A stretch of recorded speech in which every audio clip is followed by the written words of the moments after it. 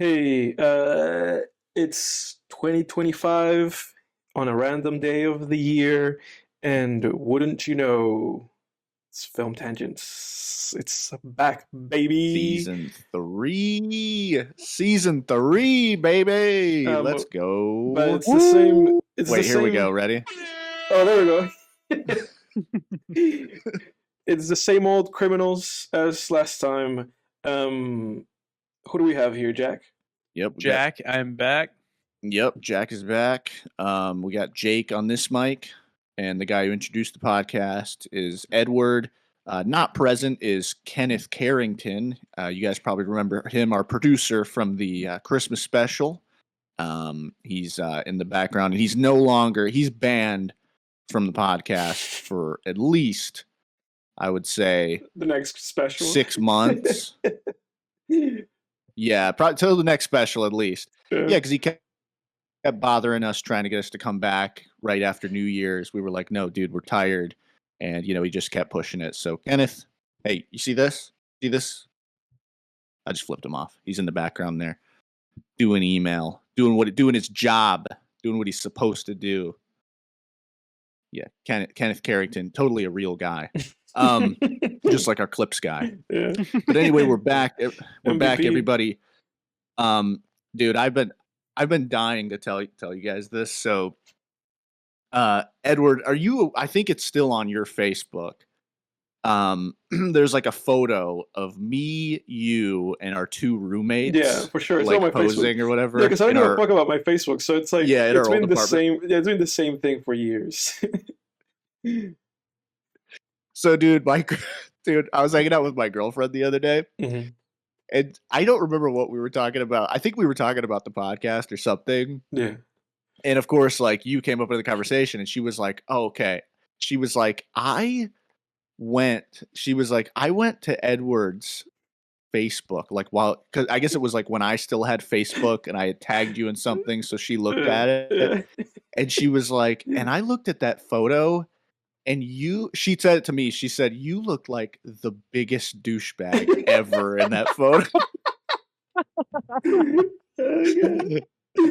Oh no, I need to see the photo. That's hilarious. now. I'm looking. It's like I really do. I like my head's like tilted back, and like my eyes are like really squinted. I look like faded. Yeah, I look like a SoundCloud rapper almost, like without like the hair and the face tattoos. Here's a photo. If you can see it, Jack. Oh yeah. Oh yeah. Oh yeah. I asked my girlfriend. It's just so like you're next, like you're like looking into the sky. Yeah. The look on your face, yeah. So I asked my girlfriend too. I was like, "Would you what if that had been my first photo on my dating profile? Would you have swiped right?" She was like, "Absolutely not." She was like, "I would have thought you were the biggest douche and immediately swiped left." No, my girlfriend is not mean. We troll each other sometimes. It's banter. All right, my girlfriend's very nice to me, and I'm very nice to her. Everyone listening, so shut up. That's a funny But Edward, story. we got a RIP. I think that you want. Yeah. Over the holidays, over the Christmas and now New Year's, a lot of things have happened. To date this podcast in a way, this podcast is being shot in the same week of the presidential inauguration. So we have a new president. It's 2025. Los Angeles is on fire. Stay safe, everybody out there. That's terrible that's been happening, and that's affected the film industry enormously, and it's affected a lot of people that we know, because a lot of people that we know are there. Everybody stay safe, and we send all our positive energy to you guys. And also, in this whole hubbub that we've been in, as of 8 days ago, we lost one of the great filmmakers of our lifetimes.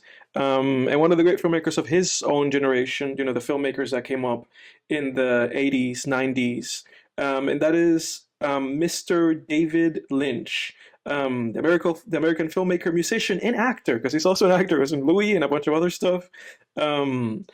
Yeah, I that news kind of hit me like a brick a little bit because with Lynch, he's a filmmaker that I've always had a lot of kind of like admiration from afar because I've only watched one of his films. I've only watched Eraserhead when it was shown at our film school, and it's one of the filmmakers that I've always just wanted to watch his movies. I've always wanted to watch his version of Dune. Just kind of like in retrospect of the fact that we've had these two Denis Villeneuve Dune movies, and I've always wanted to watch Blue Velvet and Inland Empire and Twin Peaks and like all of these great movies that he's known for. And now it's tragic that he's passed away. So much so that in the wake of that happening, I've seen a lot of people kind of going back and watching his movies, and for me, at least this past week, it's kind of felt like I don't want to do that. Like I haven't wanted to do it over the past week to just like randomly watch his movies just because he passed away. Um, Maybe something that I'll be willing Yeah. to do, in the coming week or two or so on, or if you have one of his films for the podcast, obviously, then I'm watching it. But I didn't want to like start watching his movies because the guy died. Something about that just kind of felt like, like, like it was never the time for me to watch them or that he was live, and now just because he died, I'm not going to watch his movies. I'm just going to watch one of his movies whenever it comes up. But yeah. Obviously a great loss for the world of filmmaking and the world of art. Anything that you boys want to add to any of the stuff I've said? Yeah, I mean, it's weird timing. It's interesting timing for me because I just finished I'll talk more about it later, but I just finished a rewatch of one of my favorite shows of all time, Hannibal. Mm-hmm. The Hannibal Lecter series that somehow NBC picked up and didn't censor at all. It's like not at all whatsoever. No, it's like the goriest, most grotesque show ever on network television.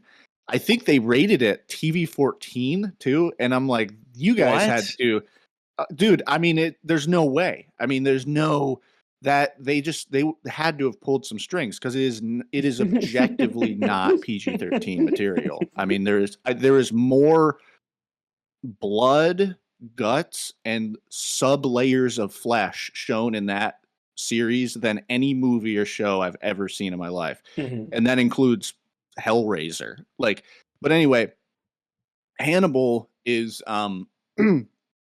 heavily influenced by David Lynch from a filmmaking standpoint. Heavily influenced. Each season becomes more Lynchian than the last with its extremely psychedelic and abstract imagery, dream logic and kind of stuff, very surreal, very surreal, dreamlike imagery, and just it feels very dreamlike, especially when you get to season 3. Like season 3 is like a full-on Lynch movie. Season 1 has strong elements of it, season 2 even more so, and then 3 is like so I was like, man, I love this show so much. And I love the style so much. Like that's like what makes that show, in my opinion. And I was like, I gotta watch David Lynch's movies because I haven't seen any of his movies. I haven't even seen Eraserhead. We sound like a bunch of amateurs on this podcast at this point. People are like, "This is a film podcast." They haven't seen David Lynch movies. It's normal for me, but right. I've had a bunch of his movies on my list forever, like Eraserhead, Mulholland Drive, Blue Velvet, that Twin Peaks show from the 80s or 90s. Yeah, Blue Velvet's on my list. So it was interesting, and then to hear that he died, it was like, oh shit, now I even more so like want to check out his filmography. And it was weird too because after rewatching Hannibal, I did research on David Lynch, and I saw some article about him that was like he's on oxygen now because he had been smoking cigarettes since he was like 8 years old. And I was like, Jesus, man. And then like a week later or something, he passed away. Yeah, it's too bad, man. But it's crazy because he was a very, very healthy guy in like other aspects. It seemed like Mhm. there's like weird interviews where he just talks about like his diet and stuff. He was eating like a Mediterranean diet for decades. So like a good diet and a good lifestyle can Mhm. take you pretty far, even if you're, like a heavy smoker like that, I guess. But anyway, yeah, rest in peace, David Lynch. Left behind a lot of great art that I'm now even more interested in delving into. Um, but yeah, Yeah. And well, that's it from me on Lynch. yeah, and well, transitioning And from Jack, you're not that familiar with his stuff, No, Yeah. are you? no, I'm not super familiar with it. I mean, definitely knew about the death and looked into kind of his, uh, you know, portfolio of films and shows that he was a part of. Definitely kind of, with me seeing Dune, the remakes, the first and the second one, Mhm. wanting to kind of being, urged and inspired to kind of go back and see what the original, vision for that is from the books to compare it to kind of the remakes today. So that's definitely something that I'm going to be taking a look at. Eraserhead also one that I probably need to watch as well. But unfortunately, not as familiar as I want to be. But sometimes that is how it is with great, people in all walks of life. Is unfortunately they get an influx of people. Unfortunately and fortunately, Yeah. taking a second look at them and enjoying kind of the things that they'd accomplished. Edward, what do you think of Eraserhead? What's your I opinion on that movie? I gave that movie an 8 out of 10 when I watched it. And I've Yeah. watched it now maybe like 6 years ago. But my thought of it was that it was just like a very highly, because it was made like in a very low budget, and it was like it was almost like a student film, because I think he was in college, or it was like a college thing where he got like a grant, from his college to do the movie, something along those lines. I forget exactly what it was, but it was basically like a student film adjacent film, that was released as his first film. And Eraserhead is the movie of his. I mean, it's the only movie of his that I've seen, so I really can't say much. But it's. I feel like it's still emblematic of the man himself, because Eraserhead works in this kind of like, again, just dream logic, body horror fictional world thing, because if you watch Razorhead, you don't know what planet that fucking movie's taking place on. You know that it's just, the only thing you know about it is that it's very industrial. The movie is very industrial. Yeah. It's like all this, like, factories and companies and manufacturing and metal. The movie is very cold and very harsh, and then the movie is very interpretive, because again, it's just kind of working in this dream logic where it becomes difficult to discern what is reality in the movie, what's not reality in the movie. A lot of people have said that the movie is about parenting and children and or regrets with children and so on and so forth. And you could say that, and then other people have said that is about a bunch of other stuff, about just insecurities and the version that the way that we see ourselves, or it's a highly interpretive film, but it is like very iconoclastic. That's like the number one thing with that movie, and that's why it's kind of lived for so long. It looks really good. There's a lot of great shots in that movie, and there's a lot of iconography in that movie that pops out and stands out to this day. Just how the main character looks is like iconic. And Yeah. the Yeah. baby monster thing in that movie is iconic. So there's a lot of stuff to dig into that movie that, even if, and I'm 100% sure that he went on to make better things than Eraserhead, there's still just like so much to grasp and to grab onto in that movie that it makes it worthwhile. And it makes it timeless in that sense. And I think that's really what Lynch like always wanted, because I watched a clip of him just talking about filmmaking, and he was saying that the number one thing that he feels is important in filmmaking is a person having their own individual, not necessarily style, but their own voice and their own like thing that they want to say.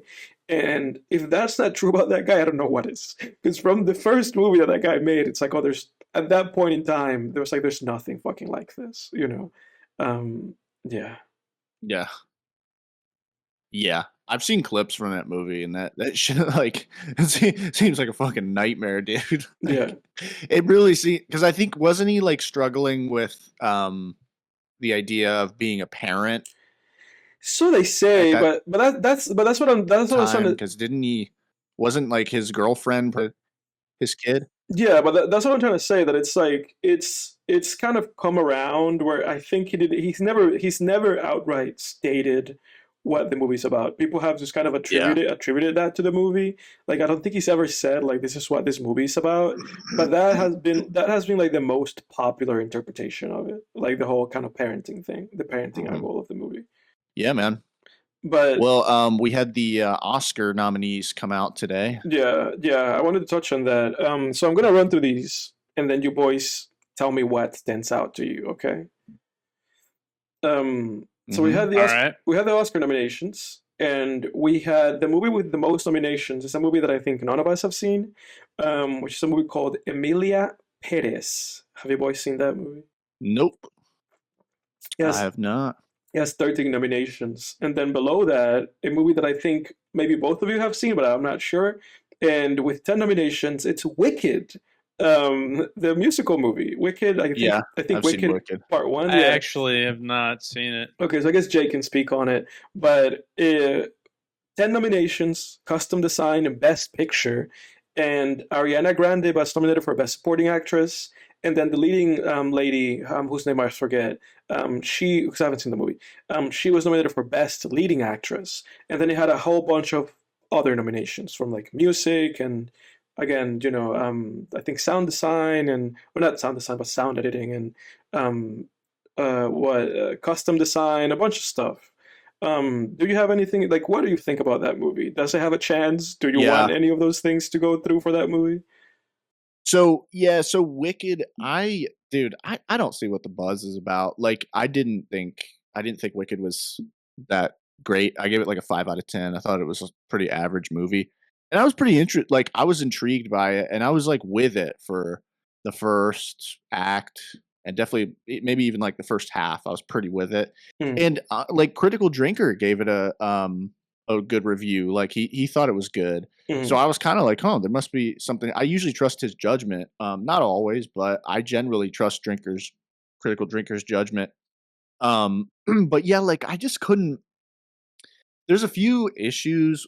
One, I think the big issue here is this whole idea of they've been doing it ever since that last Harry Potter book, splitting it into 2 parts, right? And ever since then, everybody's been doing it. They did it with the last 2, the Twilight. They did it with the last Twilight book. They split it in 2. The Hunger Games, they did that with. They split the last book into 2 movies, and it's so they can rake in more profits. With Dune, they split it into 2 movies. Yep.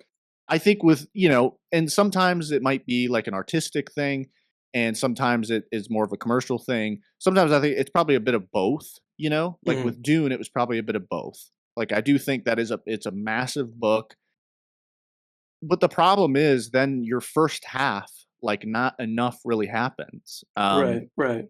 Because like Wicked is this was Wicked Part 1. The title is misleading I because the didn't know title of the that. movie is just Wicked. I didn't know that. But then yeah. when I watched, yeah, but no, I didn't either, dude. But then when I watched the movie, when I watched the movie, the title comes up and it says Wicked Part 1, and I was like, what? And it's the first, I guess it's like the first half of the book, maybe even the first act. I don't know, but probably the first half. And I was like, dude, nothing. Like we got to the end and it was like barely anything fucking happened in this. Like, yeah, there's a climax, and what I suppose is the midpoint of the story was the end of this movie, but that's and it's an issue, dude, because then like with Dune as well, like, Dune Part 2 was awesome.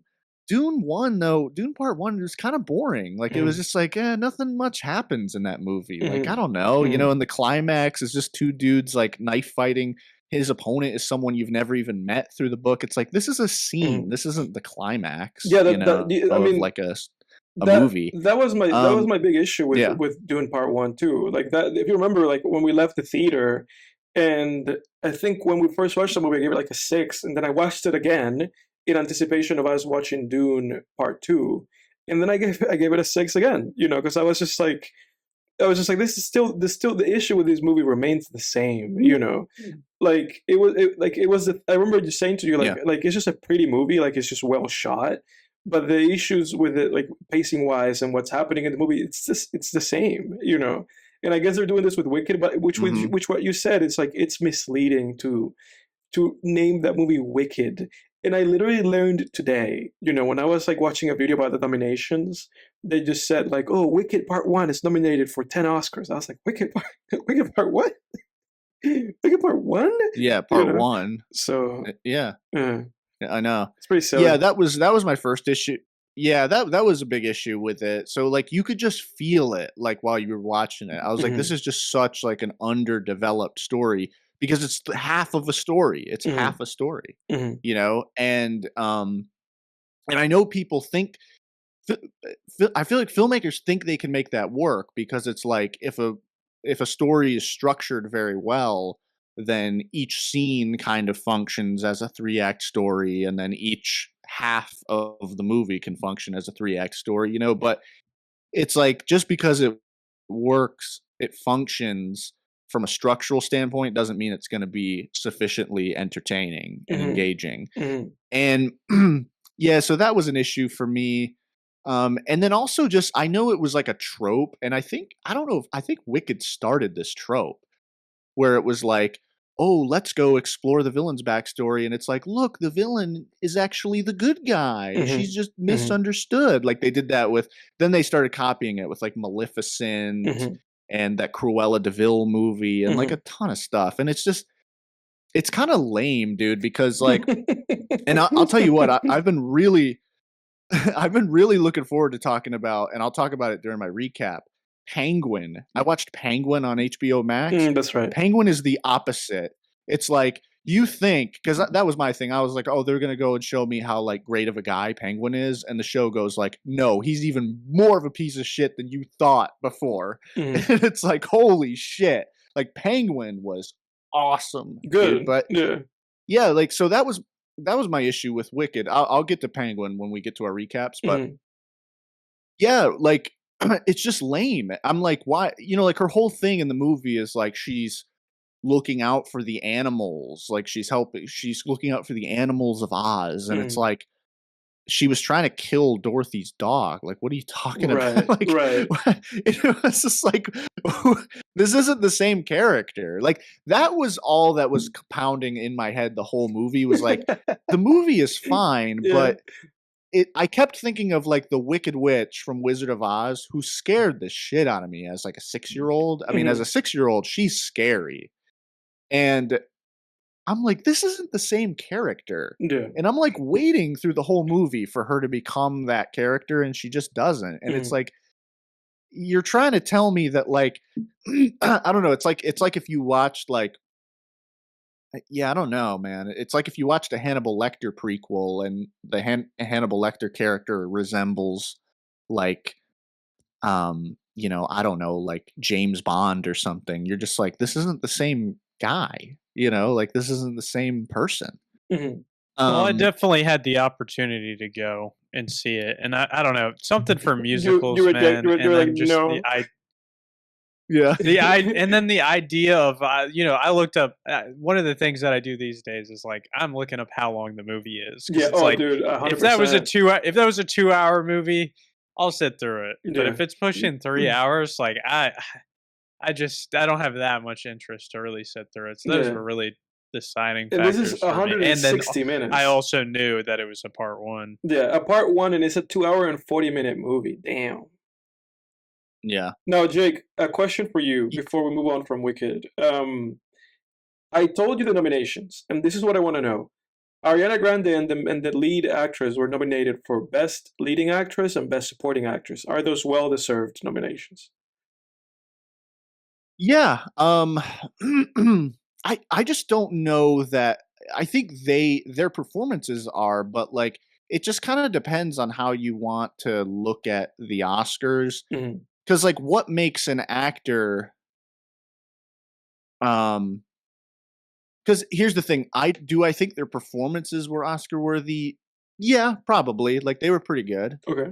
But do I think Wicked is an Oscar worthy movie? I don't. Yeah, it's submitted I for don't Best think Picture. so. It's a Best Picture contender. Yeah, I don't think Wicked is an Oscar worthy film. And so Okay. that's the thing. It's like if a movie is not Oscar worthy, but Mhm.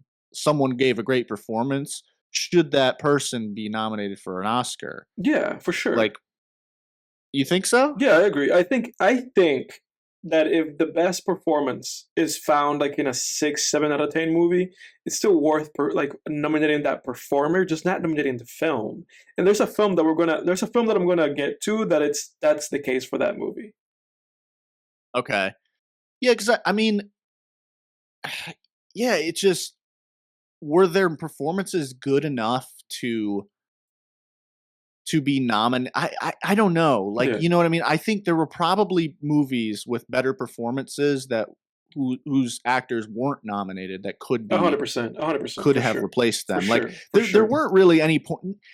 Honestly, I don't know, man. Not really. I guess is my answer to your question. Like, were Mhm. their performances Oscar That's what worthy? I wanted Not to know. really. Like there wasn't. That's the answer that I wanted There from you. wasn't. Yeah, no, they weren't, dude. Like, there's no moment in because like for a performance to be Oscar worthy, I feel like it's got to be like there's got to be moments where you're like, holy shit, they're really acting right now, or they're really bringing it, you know. And I never had that. I never had that feeling Yeah, watching them in that movie. I just didn't. Like, they did a fine job, but that's, I don't know. yeah. No. Okay, that's really the answer that I wanted from you. Because when I looked at that, I was like, really?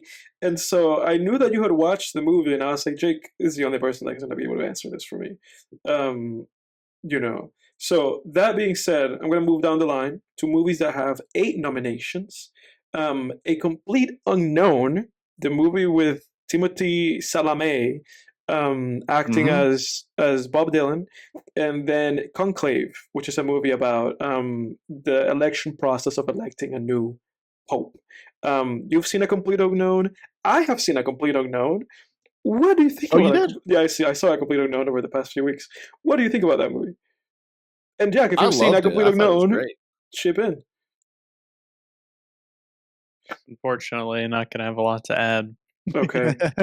I loved A Complete Unknown. I thought it was great. I Yeah. was thoroughly engaged throughout that movie.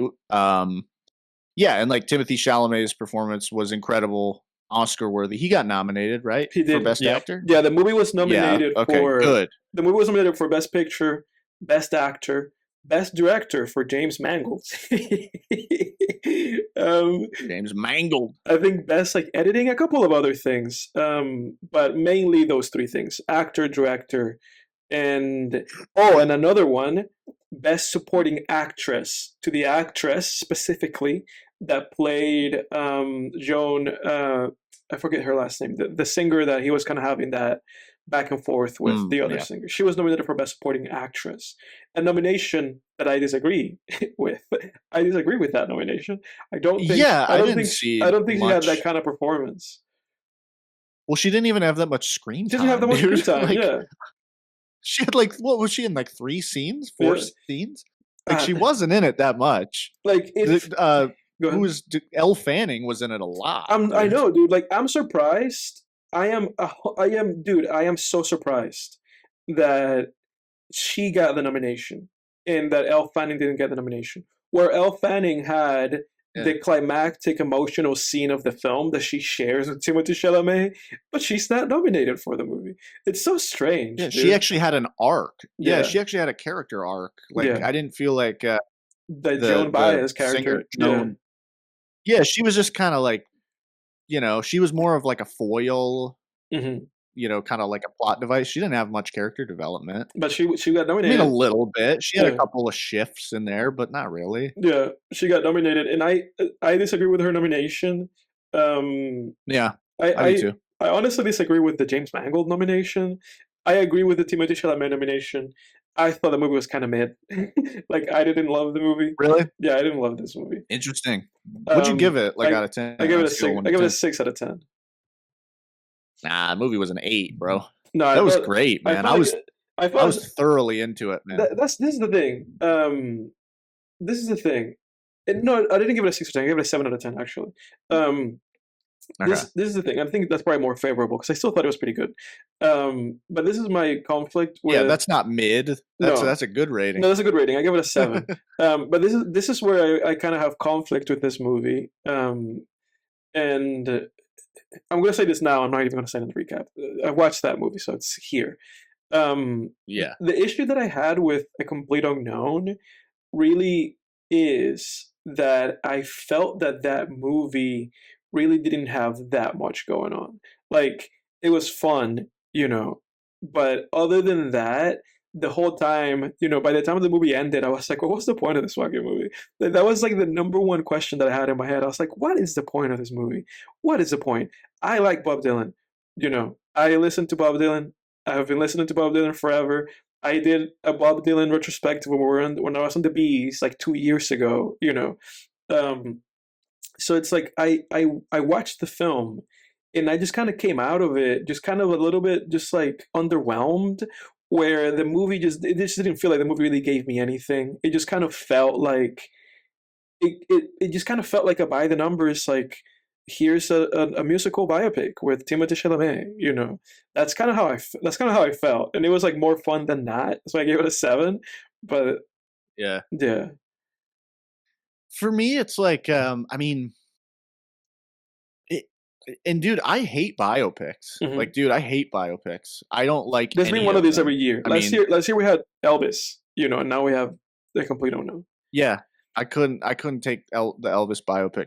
I can't even I don't even know if I can really mark that movie watched, because I barely I fell asleep with my eyes open watching that. And then I mean, yeah, dude, just any biopic you want to throw at me, I don't like it. Yeah. Unless it's Goodfellas or Wolf of Wall Street are great biopics, but Right. It's because those guys actually had interesting lives. Mhm. Honestly, most people's lives aren't that interesting. Even famous people. I'm sorry. I thought King Richard was pretty good. Yeah, that's all right. But yeah, but this one, yeah, and I don't know. I'm not going to really task myself with really unpacking my thoughts or trying to defend that movie to you. I just it's already it's been a few weeks and it's not super fresh in my mind, but Yeah. I just I was something about the character exploration of Bob Dylan. I found him fascinating, the way they portrayed his character. Just very interesting, his relationship with people and about how he used people, but then felt used himself and didn't really didn't really see that hypocrisy there, Mhm. And there was sort of a Cool Hand Luke aspect to him, where people were he just kind of felt that people were, kind of vampiric toward him, stop living off of me, Mhm. that Cool Hand Luke line that we all know and love, there was an element of that to it that kind of hit me, where I really found myself just pumping my fists at the end, where when he during that climactic scene, I won't give anything away, but Yeah. kind of what his decision making process was in that final scene, but ultimately seeing that he was a very, very flawed character. Right. Pretty good existentialist piece too, I gotta say, as he's riding off by himself on that motorcycle. Mhm. But yeah, no, I really liked it. Yeah. It did it for me. Yeah. Well, that's. But yeah, I agree with you. I didn't think the directing didn't stand out to me in any No. way in that movie. It felt very just shot, reverse shot. Mhm. I didn't feel any stylistic flair in that movie that stood out. And yeah, I agree. I totally agree. Timothée Chalamet absolutely should have been nominated for the Oscar. Yeah. For No, he deserves Best it. Actor. Yeah, he deserves it. I don't know if he'll win it, but he His deserves performance it. was incredible. Yeah. Yeah, the Joan nomination for that character, that Strange. actress, I forget her name. Yeah. A bit confusing. Yeah. Yeah. Best Picture. Eh. Yeah, I don't know. but yeah, Not really. that's how, I guess I just felt about it a little bit more lackluster. That's why I gave it a 7 because I was just like I just thought it was fun. I was like I had fun. I was never bored throughout the movie. I just didn't feel Yeah. like it really kind of extended itself to like greatness, you know. But that being said, I also watched the other movie with 8 nominations, Conclave, which is the movie about the papal the nomination process of the popes, like you know them getting nominated and them getting elected, and then how somebody becomes the pope. I watched that movie. It was like a That book. sounds interesting. Yeah, it was like adapted from a book. So it's nominated for best adapted screenplay, and so is A Complete Unknown. Interesting movie. It's Conclave is described as a political thriller directed by Edward Berger, the same guy that directed the newer German adaptation of All Quiet on the Western Front. That same director. With Conclave, I agree with all the nominations. It's nominated, I think, for like best. I think it's also best picture, best actor. It has a best supporting actress nomination, and it has custom design nomination, a bunch of stuff. I agree with all of them. Conclave is another movie that I give a 7 out of 10. I watched a bunch of 7 out of 10 movies. It's another one that I give a 7 out of 10 too. And I haven't seen kind of like the bigger front runner of all these movies, which is called The Brutalist. Have you heard about that movie? I have. I didn't see it. You said you saw it? No, I said that I haven't seen it. Oh, okay. Yeah, but that's yeah, that looks good. Yeah, it's interestingly enough, it's directed by Brady Corbett, which I think you know who that is. It's the Oh yeah, from Funny Games. From Funny Games, he directed that movie. Holy shit! No way. Yes, sir. Good for him, Yeah. man. And I knew he was he became a filmmaker, but yeah, wow. And he won the Golden Globe. So this is the movie that won the Golden Globe for best drama. He won best director, and Adrian Brody won the Golden Globe for best actor for this movie. So I think this is like the big front runner film in terms of like the big awards. So I'm feeling really happy for that guy, for Brady, because he probably deserves it. Great actor and seemingly even better filmmaker. But good for him, man. I'm really happy. That makes me really happy. Yeah, but I haven't seen The Brutalist. I'm sure that we probably will dig it, but haven't seen A Complete Unknown and then seeing Conclave. For me, Ralph Fiennes, like his main actor performance in Conclave, is better than Timothée Chalamet in A Complete Unknown. So I have Timothée Chalamet running in third. You know, thinking that Adrian Brody would be probably the favorite to win it, but I think Timmy gave the third best performance of the year, which is sad for him because I hear that he really hopes to win it because he would be like the youngest best like leading actor winner ever if he wins, but I don't think he's going to win it. I don't think the performance is really there. And then we have Dune Part 2 with 5 nominations. It was not nominated for the same shit that Dune Part 1 was. Dune Part 1 had like 14 nominations, and for some reason Dune Part 2 has only 5, and it's just like the stuff that you would expect, like the sound editing and the picture editing, and you know, nothing for the actors, nothing for Denis Villeneuve. You know, none of the big awards. It's not nominated for any of the big awards. That's weird. Yeah. And then in best picture though? It is in best picture, yeah. But that's like the biggest one. Yeah, that's like the biggest one that it's going for. No screenplay nominations. Gotcha. Okay. No nothing, really. Oh man. Dune Part 2 should definitely have got a screenplay nomination. No original score. Very compelling. It's just production design. Oh, come on. Yeah. And also, and it is nominated for best cinematography, which it deserves. Like the one thing that it was nominated that it had to do, it was the cinematography. But for some reason, they fucked over Denis Villeneuve. Like Dune Part 2 to me is still one of the best movies from last year. I gave the movie like a 9 out of 10. Like, but yeah. Yeah, I did too, dude. Has Denis Villeneuve? He hasn't won any Oscars like for director, has he? No. Or have any of his films won Oscars? Dune Part 1, maybe? Dune Part 1 did. It won like best score and best cinematography. You know, the technical stuff. It won the technical. It won a lot of the technical stuff. Yeah. But Denis himself hasn't won anything. That's crazy. I mean, he's one of the best filmmakers of our time, dude. Yeah. He's our Kubrick. Yeah, 100%. 100%. Honestly. I don't know if I would say Kubrick as a direct comparison, but maybe maybe. I maybe. Yeah. Maybe. It's either that or like Ridley Scott. I feel like he's kind of more Ridley Scott than Kubrick, but maybe. I don't know, because like Kubrick had a similar range to where Kubrick did sci-fi, he did crime, thriller, he did like and like Denis Villeneuve has a similar portfolio. You know what I mean? Like a similar mix of genres. I would say though, Denis, I guess to make a direct comparison though, he would have to do a few more different genres. Because like I was looking over Kubrick's filmography recently because I watched Eyes Wide Shut for the first time a few weeks ago, and that guy did like every genre. Yeah, I still think that maybe Nolan is more like of like a one-to-one comparison to Kubrick, just in terms of like formal style and like and general execution. I don't think Denis is really like a one-to-one with him. He has a lot of Kubrickian things, but not like so direct. Yeah. I don't know, like, because I don't feel like Christopher Nolan really has like the pedigree that Kubrick has in terms of.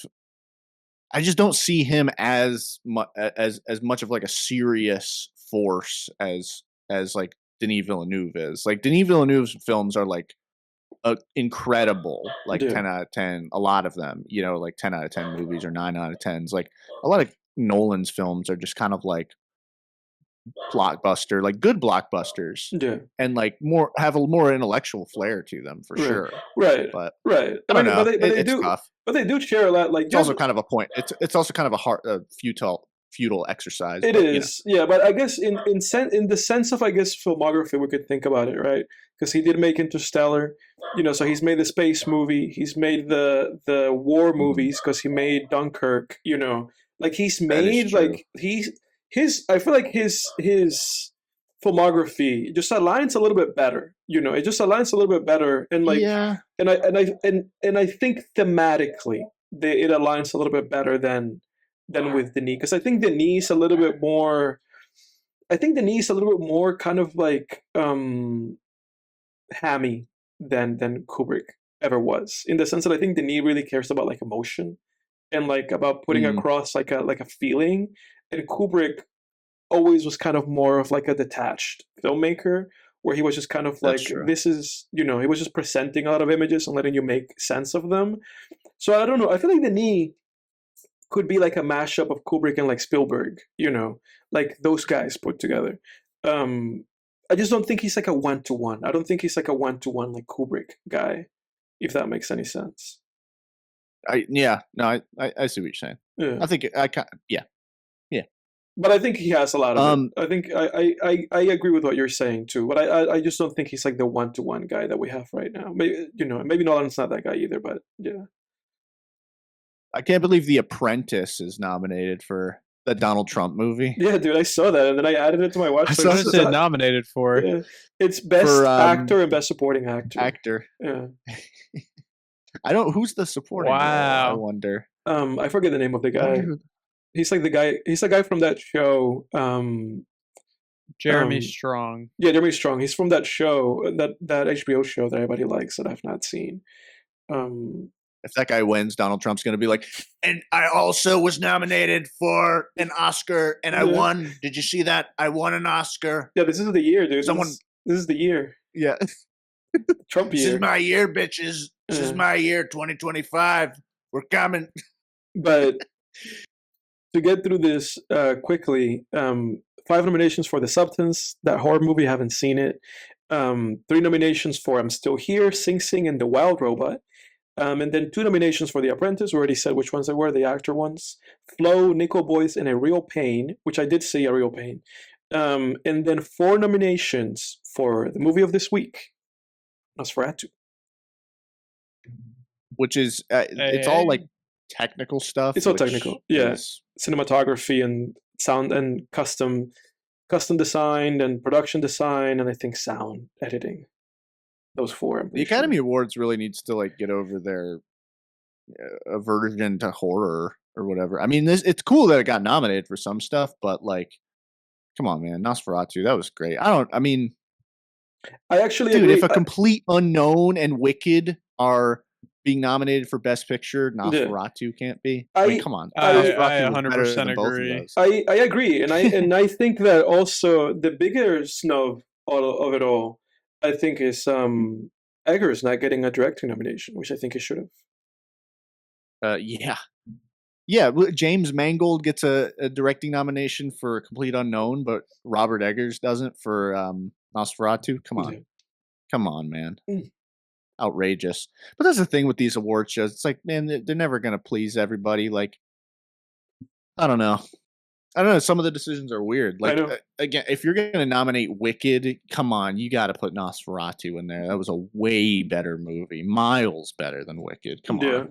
But Wicked just has a hype train. I feel like some of these award shows it ride does. the hype train, and it's just and that's that's also something that I wanted to touch on. That if we've been doing this show and we've been covering the nominations every year, I've noticed something.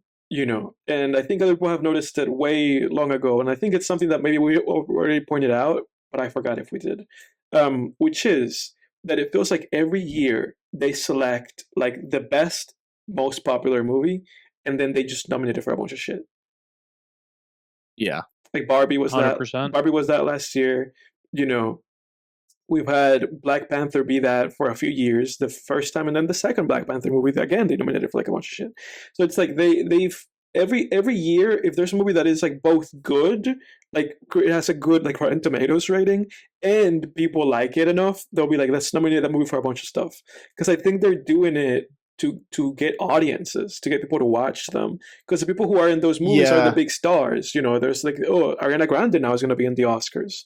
So I think for them it's like an algorithm thing. Like this will generate conversation. There's a bunch of diehards. This is their favorite movie. So it's profit. And then if they don't win, which they never do. There's people who get nominated for these movies, they never win. So it's like if they don't win, none of the film nerds are going to be angry. So it's like everybody wins. We get the views, they get the nominations, and they don't win, so everybody's happy. I felt that way. I think what you're saying is totally true. I think there's like no real desire or no real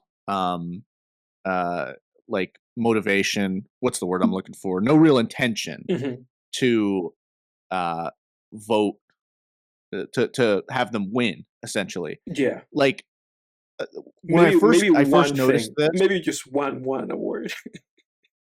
I first noticed this at the Grammys. I think it was like maybe the 28. It had to have been the 2018 Grammys for Best Rap Album. One of the rap albums nominated was "Culture" by Migos, and I just knew. I was like, it's not going to win. I was like, it's not going to win. Like, yes, it was a great album, and it was like the trap album of that year. But it's not going to win. You had Nipsey Hussle in there, Jay-Z. You had Tyler. I think Tyler the Creator's "Flower Boy" was nominated. Like, it was like Culture's not going to win against those. Who won that? I think it was Tyler the Creator, wasn't it? Maybe. Or maybe it was Jay-Z. Maybe. I don't remember who won. Can't remember. Yeah, but I know that you're right. I know Migos didn't win for sure. They didn't win. Yeah, it's like, but it goes to what you're saying. Like, I think they nominate things, and it's like they already know that it's not going to win. Like, they know that, like, okay, none of us are actually going to vote for this thing, but we're going to like nominate it. Which I don't know. I exactly know how all of that stuff works. Like, who nominates? Because they get voted on, but then who's nominating them? Like. Do people vote on the nominations? Dude, I have no idea. Probably not. I have no idea. Like, I don't think so. It seems like there's just a few string pullers that are actually nominating the things, and then people vote on them. Exactly. Right? No, that's the thing. I watched a video by Vox, VOX on YouTube a long time ago. I think about like the Oscar voting process, which I think has changed slightly since I watched that video, or it's changed in some significant ways. But the general idea is that you have to campaign. You're not just going to get nominated. So people have to actually campaigns. And not only do they campaign, if you're a member of the Academy, the filmmakers have to basically email or make it so that everybody gets like on an email or in the mail a copy of their film that just says like for your consideration, So these films, the studios behind these movies, they have to financially, part of their budget, financially, they have to campaign and be like, hey, we're going to spend this much amount of money on getting this movie nominated, and then getting this movie in people's ears. And all these campaigns are in some ways insidious, because if you're online, you might think that somebody's saying like, I watched X movie and it changed my life, and that thing has 1,000 clicks. All those things, a lot of the time they just pay those people. They'll pay somebody, or they'll pay like for the algorithm to boost somebody saying positive things about the movie, so other people see those things and they watch the movies. So it's like, it's all this like very like organized mechanism of marketing, that then basically creates a list of movies that are worth nominating, and then for foreign countries, so that when you have a movie going in for best foreign picture, each country can basically only have like one movie, and then that country has to basically be like, which is the best movie that we have? That movie. And then they basically give it to the Oscars and say, this is our for your consideration for the Oscars, and then they have to sort through all those movies. So it's a whole fucking process. And then a big influence on also which movies get like for certain nominated is the film festival circuit. So movies that play in Berlin, movies that play in Venice, movies that play in New York, movies that play in Toronto, and movies that play in Cannes. So these movies, if you win Cannes Film Festival, for fucking sure you're gonna be fucking nominated for an Oscar. They're always nominated for an Oscar for best foreign picture. Except for Titane, which I think it wasn't, but it won the Palme d'Or the year that Titane came out. But instead of Titane, they nominated Anatomy of a Fall. So Anatomy of a Fall got the nomination, but Titane didn't that year. So it's like, it all varies, but ultimately, after they get the nominations and people vote, and basically it's a matter of popularity after that, which movies do people like the most, and then so on and so forth. Yeah, okay. Interesting. Edward been doing the education, man. I'm educating the audience. Any of that. Yeah. Yeah, I mean, because the thing for me, dude, like whenever I see like and whenever I see like clips or part, like I never watch the Oscars. Yeah. I look up the stats.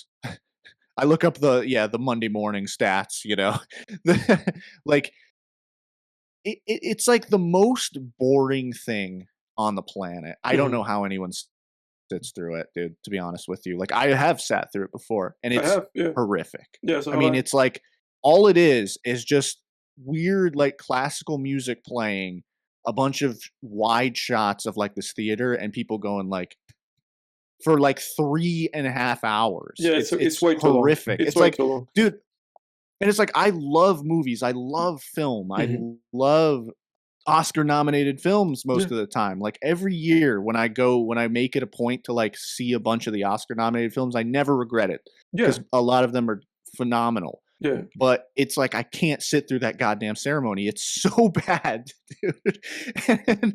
And it really says something when it's like the best Oscars of the 2020s was 3 years ago when Will Smith slapped Chris Rock.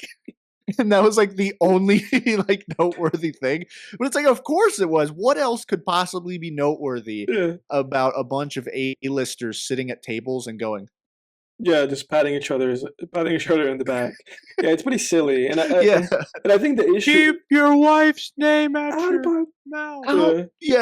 Keep my wife's name out your mouth. Yeah. I rewatched that it's clip hilarious. Actually the other day. It's hilarious. Oh my god. Dude, it's so funny because it's like, and all the memes that came from it. Laugh.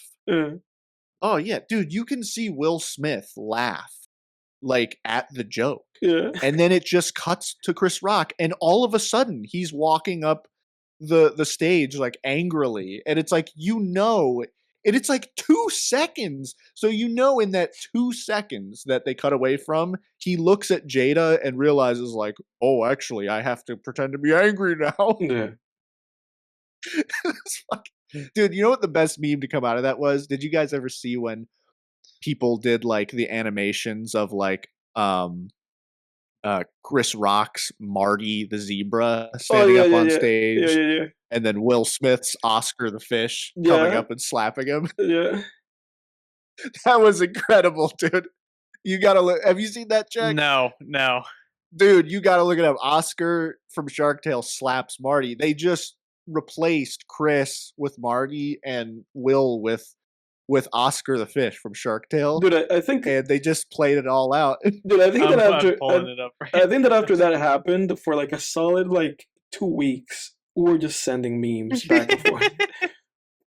They just did. Oh yeah, that was all anyone could talk about. Wow. Yeah. Wow.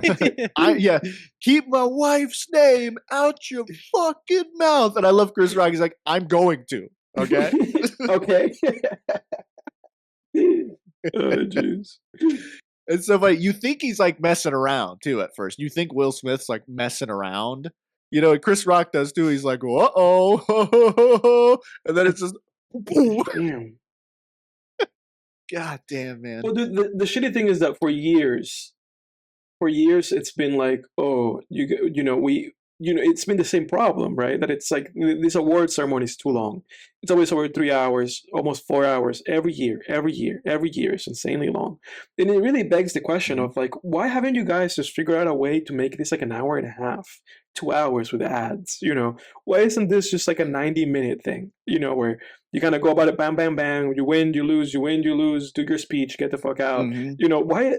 It always befuddles me that it always takes so long, you know, and it really is the ads are the issue, because it's basically like the whole thing is really just ad breaks. You know, they're just trying to make money out of selling ads and out of selling viewership rights. You know, because it's basically, if you watch any of those shows, Jack, I don't know if you've seen any of these fucking Oscar shows, but it's basically like they do one award and then they cut to ads. It's always just one award. Yep. You know. I've seen it, man. I mean, it's not even just, you know, this type of film stuff. I mean, it's across all award shows at the end of the day. Oh yeah, Grammys, the Emmys. Yeah, I feel like there's something about the Oscars that's like worse than all of them. I can't really put my finger on it. But well, because like the music ones, at least people are like performing, and there's like an entertainment aspect to it. Where it's like this, they're just handing out awards, and like they're not like playing like other than like a little clip of the movie or something to just like hype it up. They do the songs like the best Oscar show was when Seth MacFarlane hosted it. He did like musical numbers. Well, but that's the thing. Like they always do. Like they you know, the movies that are nominated for best original song, they always play them. They always do like a little song. But even that, it's like it's songs for movies that most people have not seen. Most people like see the movie at some point after the Oscars, you know. But it's like when they go like, oh, here's a song from blank movie, you're like, oh, okay. I guess I'm gonna listen to this, but I've never seen this movie, so I don't know. I don't know what to make of this. You know, so people are not excited. It's not like the Migos or Cardi B or Megan Thee Stallion. It's just like some random dudes performing a song from a movie that you haven't seen. So even that, you know. Oh yeah, just that. I just picture that like mass selfie that they all took together, like Brad Pitt, Angelina Jolie, Ellen. Yeah, that has to be one of the worst photos in history, dude. Just this elite, like this is the most elite photo ever taken. Well, and a few of those people since then have had a lot of skeletons drop out of their closet. Yeah. I mean, Kevin Spacey's in that photo, and he was on Lex Friedman's podcast a few weeks ago. Did you guys see that? Ellen's in that photo. No, I haven't seen it. I thought that was crazy. I didn't even watch any of it, but I've been off YouTube. I've been completely off the internet. Like I told you guys, like I deleted all my socials and I gave up YouTube. I was like, dude, I'm done going down these rabbit holes. It's time I could be reading, writing, you know, like working on my books. And dude, the other day I was like, is Donald Trump the president now? Like I actually had to Google it. I was like, did he get inaugurated? Or was the inauguration, did he get sworn in already? Like no, I haven't. I'm completely out of the loop. I haven't quit YouTube, but my utility with YouTube was always kind of, or not always, but lately has become like very utilitarian, where it's like I'm only using it for specific purposes. You know, like I'm not going in there to like watch. That's how. Go ahead. I was just gonna say that's how I've always been with YouTube too. I only Yeah. go there for specific things. Yeah, like I'm not going in there to I watch always like went down rabbit holes. no, that's what I was to say. I try not to go in there to watch like YouTube poops. I try to be like, let me just watch this like specific thing. My thing on YouTube is just like, man, it was always like podcast clips, video essays, like science videos, like just rabbit holes, and I can't trust myself with it anymore. It was like I would waste so much time on it, and it's like this is time I could be spending. I could have read like way more books last year, you know what I mean, without YouTube, like without dicking around on social media and like doom scrolling. I just gave it all up. I'm like, you feel better, man. You feel better when you spent like a couple hours like blowing through a great novel, or something. Like, the thing that I feels way always better. found, and I mean, this is just such like a Gen Z or just like it's just like YouTube is like, am I going to commit to like I used to do it with like some fitness stuff. I used to follow some fitness creators and like watch like, oh, like, here's what I'm doing workouts for the week type thing, like watch the YouTube video. But like, there's not a lot of like content that I'm really willing to commit, like, and it seems like a short amount of time, to like 10-15 minutes to watch to like just randomly, like, I don't know, maybe I just have like a bird brain, amount of ability to sit down and watch something, but like that 10-15 minutes is just enough to be like, I don't know. Well, yeah, no, I mean, I went through the same thing with YouTube where it was like, it just kind of hit me where I was like, I'm not even finishing these videos. I'm watching like a few minutes each of them. So it just became a doom scrolling thing. And I had to take a hard look at myself in the mirror and be like, it's like I'm walking around being like, oh, I don't doom scroll on TikTok or Instagram. And But it's like, you're doing it but you're doing elsewhere it on anyway. YouTube. So how are you any better? Yeah. So I, gave it up. Or, even like I said, reading, hell, even watching a movie is like better for you than doing that shit. Yeah. But it feels good to be disconnected, man. Cause like the internet, the news, like Reddit, all that stuff, I think that really stresses. I think that stresses you out more than you think. Right. Like being on Reddit and seeing people like doomers on there talk about their problems. Yeah. Even if they aren't problems that you have. Yeah, that's the worst. And that to this day is the reason. Go ahead. No, go ahead. I was gonna say, like, to this day, that's the reason why I just don't engage with it, because it's just too much. It's like too much. Like we're not meant to be like taking in all this like negativity and opinions and like horseshit, and then just putting this stuff in your brain. It's like, well, now your brain has to deal with this that you previously didn't have to. Yeah, no, exactly. I mean, it's like when I'll see something on the news and it's like, a horrific atrocity, like someone drove a truck through a crowd and killed like 20 people. And it's like, what am I supposed to do with this information? Exactly. Like, now I'm going to be thinking about that when I'm out trying to have a good time. Exactly. And it's like, look, fuck, if there's nothing I can do about it, then, it's like, then why think about it? Why walk around thinking about that? Yeah. And I definitely think like with Reddit, I think the best thing like doomers and stuff could do for themselves, like, and for those out there who don't know what a doomer is, it's basically like, I think it's defined by someone from Gen Z who's just like depressed and thinks everything is like nihilistic. The best thing any doomer can do is just get the hell off of Reddit, man. Get off of these internet forums. Just stop listening to people, man. Cause like, you go on Reddit and like, even you think it's just entertainment at first or like interesting to like read about all these different problems. Like we were laughing about like the small dick problems, Reddit, like subreddit, all that shit. But I really think that like when you see like certain problems that people are having or certain worries or anxieties that people are constantly talking about on Reddit or something like Reddit, I think even if they aren't problems that you have, I think for some of the things it plants seeds in your mind to where it trains your brain to think that they are problems you could have one day. And then like next thing you know, you're a doomer. You know what I mean? Like it percolates over time and you're like, oh, this is what those people on Reddit were talking about. I must be in that position. Yeah. Now it's like just touch grass, as they say. Yeah, no, 100%. 100%. And that's kind of where my relationship with all that stuff has shifted, where with YouTube, like the utility that I have with YouTube right now is that I have certain creators that I like, and then if they put a video out, I don't even watch it. I just like put it in like my watch later, and then if I have a long drive to go into, I just listen to it. Like that's that's the thing for me. I just want to listen to like things that can kind of like generate interesting ideas or kind of educational stuff, or even the podcast. This podcast, the way that I consume this podcast a lot of the time is just going on a drive and listening to the podcast. So that's kind of it for me. Where I'm not engaging with a lot of stuff in any other way, and I've never been a person to be on any of these platforms. Like I've never had I've said this before. I've never had an account with like Reddit. I didn't know how to use it for the longest time. I've never used it, for anything. I just sometimes have a question. I put like this question Reddit to see if some weirdo has the answer for it, and that's really it. Yeah. But yeah. But well, let's go. Why don't you want to?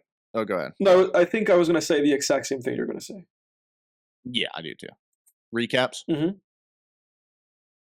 Let's do it. All right. Jack, you want to start us off? Yeah, I'll start off first time. I'm going to go into TV shows that I've kind of been watching and really enjoying, and Jake's kind of got some exposure to this first one just kind of by proximity, but I've been watching a good amount of Brooklyn Nine-Nine. Oh. It's just, I don't know, I love to have something, and it's been a while since I've really kind of invested in something like this where it's just like more lighthearted, and there's something kind of relaxing and enjoyable about something that's like on an episode basis. You can really just kind of watch it, pay attention how much you want to, how much you don't want to. Like it's not like something that you really need to be locked in and paying attention to every detail. But like I've also really enjoyed some of these episodes, just really getting into it, and there's some hilarious episodes as well. Like but I mean essentially the show's about just like a police precinct and Andy Samberg kind of playing a detective there with a variety of other heavily charactered people that there's constantly stuff going around. Like there's this one episode where like Andy Samberg's kind of best friend at the precincts, like his ex, like he's with a new woman that he's going to get married to, and there's like a ex-wife that has legal control over like the sperm he has at the sperm bank. So then they try to figure out how to like steal back the sperm and like get it because he can no longer real too. Yeah, that's real. And he can no longer like he got injured in like a police kind of incident, so he can't create anymore. So it's like his last like chance at having like children. It's insane, but I mean they just make it so funny, and that show's really just consistently retained like a amount of like comedy and freshness that has kept me coming back to it for sure. You and I grew up on Hot Rod, man, with Andy Samberg. That was awesome, man. Have you ever seen Hot Rod, Edward? No, I have not. Oh man, that's a classic. That's a classic of 2000s studio comedy films right there. Yeah, I mean, Andy Samberg just plays like a wannabe Evil Knievel guy. Yeah, wannabe Evil Knievel, and it's just like he's not it. Like he is not on that level. But I mean, I'm saying what weird. That movie is so funny. I watched that so many times. It's honestly insane. Yeah, we used to watch the shit out of that when we were younger, man. Oh yeah, I probably watched that movie about 20 times. I'm not gonna lie. Yeah, there's one scene where he's just like falling down a hill, and it's just like I don't know. It just goes on forever. It goes on for like 30 seconds. He's falling down this hill. Yeah, that was like a Family Guy type bit where it was just like you think it's over and it just keeps going. Yeah, that movie's a classic. So many great bits in that movie, man. Yeah, and then otherwise, as far as shows go, I've been watching a anime called Link Click. Have you heard of it by chance? I have not. Link Click? Okay. Link Click. Yeah. Okay. And there's 2 seasons, and I think there may be some other content. I don't remember if it's a movie or OAD. But essentially the idea is it's like two guys and they have a business where people come in with like problems, and they have the ability when they kind of like smack hands to enter a photograph that a client brings and like go into like the client's, you know, whoever's kind of in the picture or took the picture and figure out something. So like the first episode, they get employed to expose like a company's like fraudulent activities, and like the one character kind of stays in the present but can communicate with the one who's kind of in there.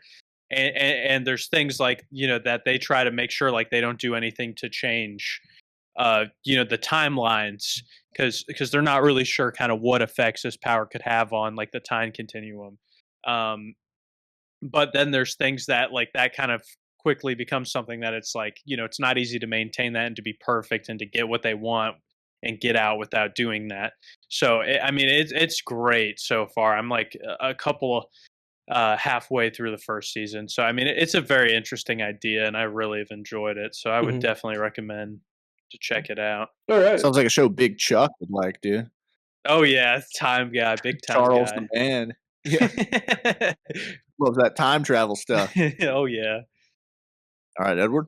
Okay, I'll be quick, boys. But if you guys, Yeah, I'll be quick with mine too. Yeah, but if you guys want to talk in depth about any of these things, just interrupt me and we'll get on it. I watched The Mechanic and The Mechanic Resurrection. So that's the first Mechanic with Jason Statham, not with Charles Bronson. And the second Mechanic also with Jason Statham. The Mechanic, fun movie. It's just kind of like one of those like Jason Statham action popcorn films. So if you like Jason Statham, if you like Jason Statham action movies, watch The Mechanic. What's his name? What's his name of this actor? He's in it, and he gives an interesting supporting performance. Let me tell you in 1 second. Ben Foster. While you're doing that, I watched Beekeeper. Yeah, I know you watched Beekeeper. One. Yeah. I won't go into that one, but that one was pretty good. Yeah. Pretty good as far as like Jason Statham action movies. I was entertained. Yeah, but it was Ben Foster that was in that movie as like his disciple. And then the Mechanic Resurrection is in the same vein of the first like Resurrection movie in terms of how good it is. But the interesting thing about Resurrection is that it might as well not even be named The Mechanic.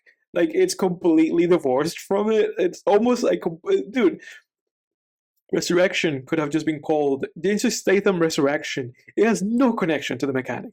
No connection to The Mechanic whatsoever. It's ridiculous that they named it that. That's interesting. Because I think it did it at there's no continuity? Slightly. It's like hinted at, but it doesn't matter, dude. Yeah. It doesn't matter. It doesn't matter. It doesn't need to be a Mechanic movie. And I think they did the movie a disservice because of that. And then I watched The Call of the Wild, the newer one with Harrison Ford, and that's just a good family movie. Some questionable choices with visual effects, but it's all right. You know, again, it's really just a family film with a good message. But anyway, you know, it's adapted from like that classic book. And then this year so far, those are the movies that I had like in December, and then I finished kind of like my Wong Kar-wai binge that I had. I watched Fallen Angels, which is this movie from I think 94, 95. Very, very classic, like iconic movie at this point because it has a specific shot in it that is basically like near the end. You know, the whole time I was like, when's this shot gonna come up? Wong Kar-wai movies are very slow. They're very meandering. They don't have a plot. They're all about just like whatever a specific character is doing. There's not really even a main character. So if all of those things sound like things that you don't like, don't watch this movie. I don't recommend this movie to people. I don't recommend fucking Wong Kar-wai movies unless you are somebody that just likes art house movies and you like movies just sometimes because they're pretty and they have good acting and they might have something interesting going on, like in terms of like what they're about. Then maybe you can check out his movies. Otherwise, I don't recommend anybody fucking check out these movies. They're like not. If you're trying to have fun or be engaged, they're not gonna be fun and they're not gonna engage you. You have to be a specific type of person to be engaged. But I liked it. I liked Fallen Angels. I gave it a 7. I rewatched Spider-Man: No Way Home. I initially gave this movie a 9. I watched the movie with Jake for the first time ever. Back when I saw it, I gave it a 9. This time I rewatched it, and I was kind of looking at the movie, just trying to be like, okay, let me be more objective. I'm seeing this movie again after like 2 years, and not only let me be more objective, but also let me see if the issues are there that people say are there. Like when Tobey Maguire comes in, is it like weird? Is there a weird silence just for kind of like the audience to be like, oh my god, it's Tobey, And I would say that yes, but kind of yes. Like it's not fully like noticeable. They almost give it like a second. It's almost like the shot goes on for a second too long, and you're like, oh, they should have cut. And it's obvious that there's a little bit of like a time for a reaction. It's a popcorn theater movie for a fact. But I gave it an 8. I lowered it from a 9 to an 8 because I still think it's a great movie. It was really fun to watch. The performances are all solid. Toby's great. The emotional beats the movie has still hit really hard. All of the things that are good about this movie are good about this movie.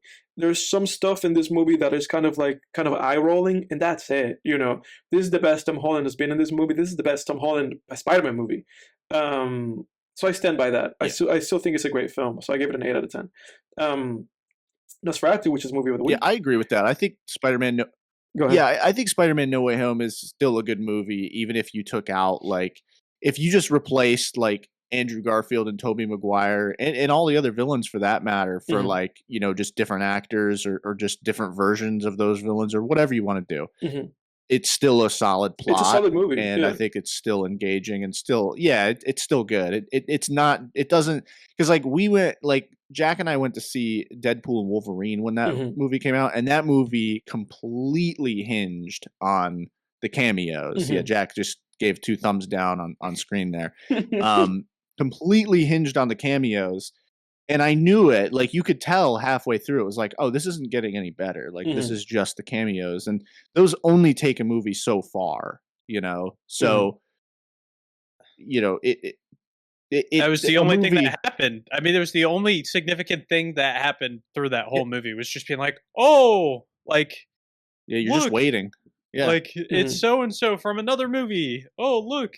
Yeah, it's Captain America. Oh wait, it's the Human Torch because he was also him. I mean, that's okay. That only takes you so far. And we had someone sitting next to us, and Edward and I've talked about this. Just the people who are always who don't even need to read the Screen Rant articles to see all the Easter eggs. But there was someone next to us during that movie, during Deadpool and Wolverine, who every 30 seconds I just heard her just go oh, it's from Oh jeez! I was like, oh, God bless you for knowing all this. I'm glad you're so into these Easter eggs. Yeah, but that was my experience with it. Still a good movie. I watched Nosferatu. I watched the classic 1944 movie Double Indemnity by Billy Wilder rather. That's a movie really just about this. It's a femme fatale film noir. If you guys haven't seen it, but black and white, it has all the little details, the detective and the hats and the silhouettes. And again, it's a femme fatale movie, so it's about a very dangerous and conniving woman who the main character is in love with, and does things that he shouldn't do. That kind of movie. Good movie. I recommend it. If anybody likes classic movies, if anybody likes those classic black and white film noir, femme fatale films, this is one of the good ones. This is one of the this is one of the good ones. Then I watched the 1940 movie The Great Dictator by Charlie Chaplin. I watched this on the 17th, right before the inauguration, just because I thought it was topical. So this is a topical thing to watch. Yeah. It's great. It's a classic. I can't really say much about it other than that. Again, black and white. It's not a silent picture, even though it's Charlie Chaplin. It has sound. Sound is a huge part of it because there's a very big emotional climactic speech to this movie that just kind of ties everything on a bow. Beautiful cinematography, great one take shot sequences. A lot of admirable and just kind of confident filmmaking from Chaplin. It's an older movie, so you have to take it for what it is. But I still thought it was great, despite it being aged a little bit. And I also watched the 1945 movie by David Lean, the same director that directed that made the movie Lawrence of Arabia, which is a film classic. I watched Brief Encounter. Brief Encounter is not talked about very much. Um, it's not like in the pantheon of great cinema like Lawrence of Arabia, but I think Brief Encounter should be talked about way more than it is. Again, it's a 1945 movie. Again, David Lean, so it's incredibly well directed. The movie looks beautiful, black and white movie. And this movie is almost, if not entirely, ageless. It is an ageless movie. Timeless performances. The acting in this movie is timeless. Impeccable, great acting in this movie. Great writing in this movie. Great directing, great cinematography, great everything. Great editing. Everything. I gave this movie a 9 out of 10. I wanted to give it a 10 out of 10, and I was like, I'll just sit on it. Like, I'll simmer on this movie, and then maybe I'll give it a 10 out of 10 eventually. But it's really a 10 out of 10 film. It's an impeccable movie. I have nothing wrong to say about this movie. It proceeds any of the before movies, any of the you meet a person somewhere and you fall in love movies. Like, this is a movie about two people that meet at a train station. Sounds familiar because it's fucking before sunrise. It's Linklater. Yeah. It's literally that plot. It's a meet cute movie about two people who randomly meet each other. But in this movie is like more akin to like Before Sunset because they're both married. Yeah. But it's that movie. It's that movie, and it's executed perfectly. I cannot say anything grander about this movie, other than that I think it's of that genre and of that kind of movie, and as a movie in general. I think it's kind of as close to perfect as you get. I thought it was great. Other than that, sounds good. I added it to my watch list. Yeah, dude, I recommend it wholeheartedly. Other than that, I watched Complete Unknown. We already talked about it. 7 out of 10. Conclave, the movie about electing the Pope. 7 out of 10. Great Ralph Fiennes performance. He's, for my money, the best actor that I've seen of the past year for the Oscars. Better than Timothée Chalamet. Really intriguing movie. It's kind of like a gossipy grandma movie. A bunch of dudes dressed in dresses, kind of gossiping and conniving politically. So if that sounds cool, if you like what that sounds like, that's that movie. I thought it was really good. I gave it a 7. It has flaws. It's not perfect. Yeah, and the politics of the Catholic Church are like interesting. Yeah, I think I would find that interesting. Oh, dude, I think you would. It's not a perfect movie, but it's the kind of movie that I really like. It's kind of akin to 12 Angry Men. A lot of talking, and a lot of kind of politicking and trying to persuade each other. And then finally, I watched A Real Pain, which is directed and stars Jesse Eisenberg. And it also has, I think Macaulay Culkin's brother or cousin, I forget his name, Kieran Culkin. And he was nominated. This is where I said that I felt like, I guess this movie is 7 out of 10. This is not like a best picture worthy movie or anything like that. It has really good writing from Jesse Eisenberg, I can tell you that. But that's it. It's not like a standout. It's not a great movie. But Kieran Culkin in this movie gives the best supporting actor performance that I've seen. He is impeccable in this movie. And he got nominated. This movie got like 1 nomination and it was like him. So I agree with them nominating him, like plucking him out of this movie and being like, this guy did a 10 out of 10 performance in a 7 out of 10 movie that's nominated. He was great. Very it was one of those performances where you can see in his face that there's a lot below the surface, just a lot of emotion, a lot of stuff that he kind of has going on. It reminds me of Casey Affleck's performance in what's the name of that movie that he won the Oscar for? I forget. Manchester by the Sea. Just a lot. Manchester by the Sea. Yeah, just a lot going on with that guy that he's just not putting across. And if I were to write a review of this movie, which I might on Letterboxd, who knows? I've never put a review on Letterboxd, but I would write that this is the Drake and Josh reunion special that we never had, but we deserve. Because, dude, because awesome. This feels like Drake and Josh. It's almost what you would say, like, what would happen if after Drake and Josh ended, you cut to like 15 years later, and Josh has a family and kids, and Drake is just like and Drake is just like a has-been, like completely failed, and then they get back together. That's this movie. Because Kieran Culkin is That's like awesome. Kieran Culkin in this movie, and if you see this movie, you might agree with me. So I'm interested in what you would say if you watch it.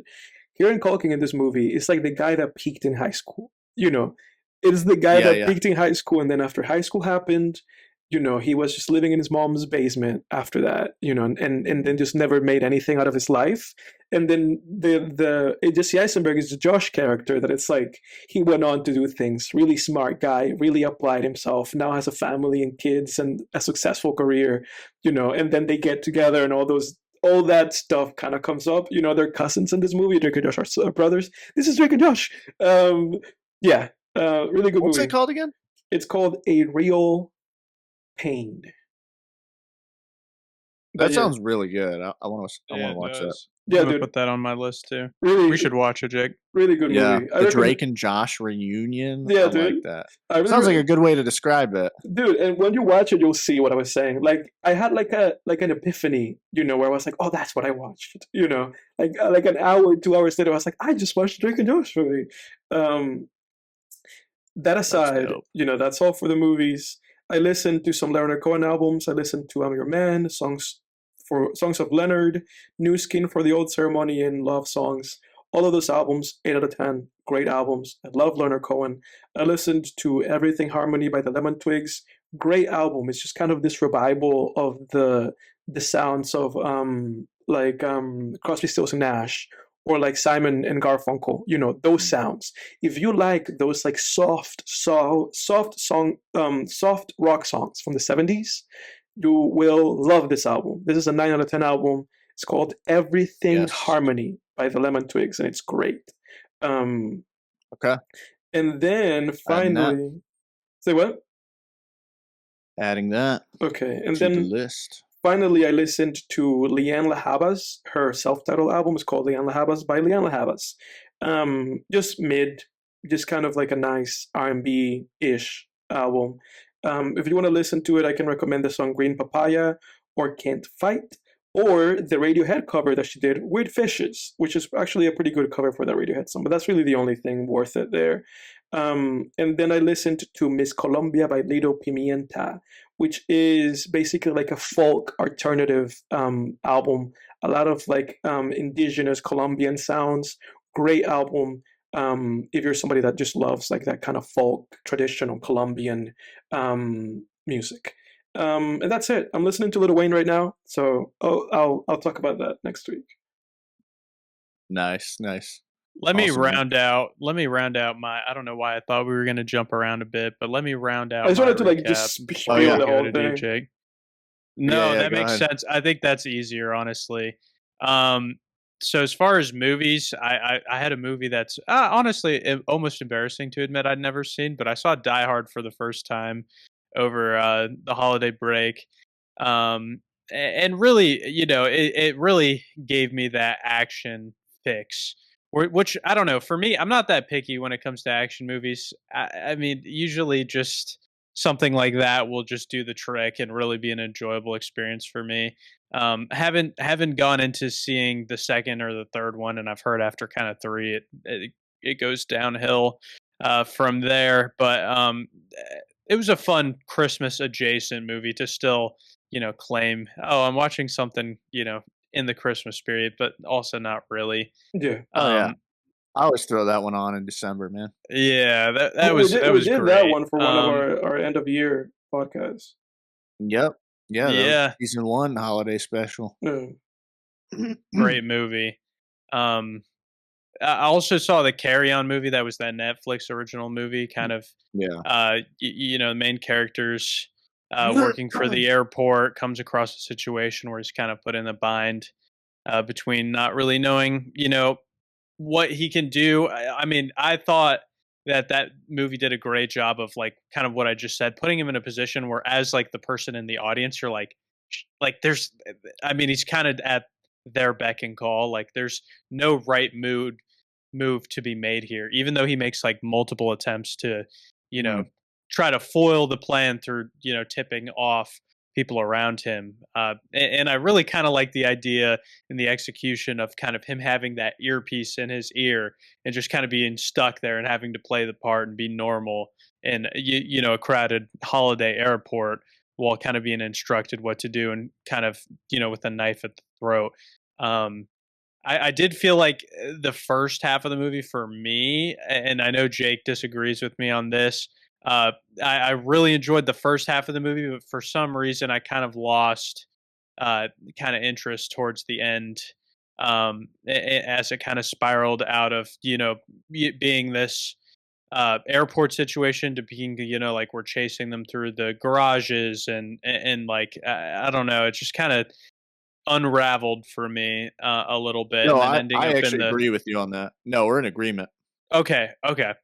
Uh, well, I meant more with the. I think you enjoyed kind of the entirety of the movie more than I kind of lost interest and Yeah, didn't really yeah. enjoy it as I think much.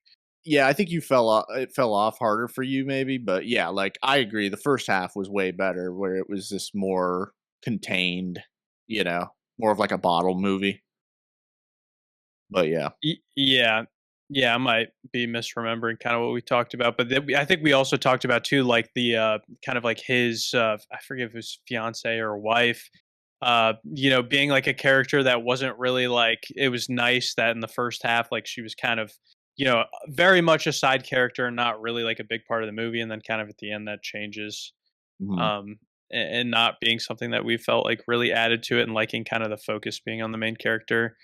Um, I do have to say, Jason Bateman being the villain as well was like a really good role for him, and seeing him, in a villain role was something that I would definitely want to see more of. It Yes, was really well executed on his end. But yeah, I mean, I enjoyed it. I'd give that probably like a 6 out of 10, maybe a 5, Mhm. somewhere in there. But I mean, I enjoyed it for what it was. yeah, Uh, yeah. I gave it a 6. I thought it was good, but could have been better. yeah. As far as games, there was a big kind of game that kind of came out early December. Marvel Rivals. Not sure how much you've heard of it, Oh, I've Edward. heard of it. Yeah, I've Uh, heard of it. Yeah, it's like the new. It's like the new. What's the name of that game? Overwatch type. Yes, yes. Yeah. So I mean, that's been big culturally as far as gaming recently. And I mean, it's actually insane when you log into this game, and you know how some games like it takes a while to, like you pressed ready and then you're, either by yourself or with your friends, and it could take like a minute or two to get into a game. I mean, this game's player base is absolutely insane how many people are playing it, to where you press a button and it might even be like press the button, boom, you're in a game like immediately. Wow. The player base for this game is absolutely insane. The gameplay delivers on a lot of things that I think people find uh, Overwatch, not delivering anymore. I mean, the kind of the balancing of the game is in a way where it's like there's a lot of characters that are OP, Hmm. and and they're not really trying to create a game where it's like it's perfectly balanced, and but there's characters that are really good, and so it turns into something that's really chaotic, uh, very fun to play. I mean, I think that's at the end of the day what you can point out that they really nailed is that the game is fun. Yeah. Um, and they've already rolled out things as like fixes to certain characters. They've already been very proactive with releasing new characters. They've made decisions like that are something maybe I don't agree with, but they've already made kind of like their vision for this game clear. Like Overwatch itself will be something where it's like this game in Overwatch, they have different characters that have different roles. They have like a tank role, they have a damage dealing role, and then they have a support role as well. And in Overwatch, there's things like role queues. So when you go to queue a game, you can select which roles you want to play. Or in competitive, you can do the same thing as well, in casual and competitive. In Marvel Rivals, they've made the decision like not to do that at all. Like that's not implemented. It's not a plan to be implemented, which is a very interesting choice for me because it can be kind of chaotic when you're with like, people that just want to play the game, and you got 5 people that choose damage. It's not necessarily as fun when people do that. But at like a higher level of the game, it turns into something really interesting where you see people making, dynamic decisions based on what you need to win that exact game. So I kind of like it. And I think that as the game kind of develops a skill gap and people start to really kind of dig into the niche of the game and the competitive scene evolves, that's going to be something that's really interesting to watch, especially on the professional level. So a lot to come on that game, and it's one to watch, but I've enjoyed playing it so far. Um, and not in a ridiculous amount, but the couple times that I've played, probably 10, 15 times, Mhm. I've definitely enjoyed it. Mhm. Um, as far as books, I read a decent amount. So I kind of read this One Dark Window and Two Twisted Crowns. It's like a series of 2 dark fantasy books. I think it's called the Shepherd King series is the name of the series. But it's really interesting kind of concept for this book, where the whole premise of um, the book is balance, and like magic is a very key factor in this, where some people become infected with the disease, and they be able have certain like magical abilities, but all of them really come at like some sort of cost, and sometimes they don't really know like what that is until they start figuring it out. And then on the flip side of that, there's kind of like a card system where there's like uh, I think it's 12 different types of cards that all have different powers. Like one is like a scythe card that has like the power to like, if I tap it 3 times, I'm using the card. If I tap it 3 more times, I'm not. And like the scythe card allows you to like compel, people to do whatever you tell them to. Like you can literally just tell them like go, like jump off a cliff, and they'll go do it.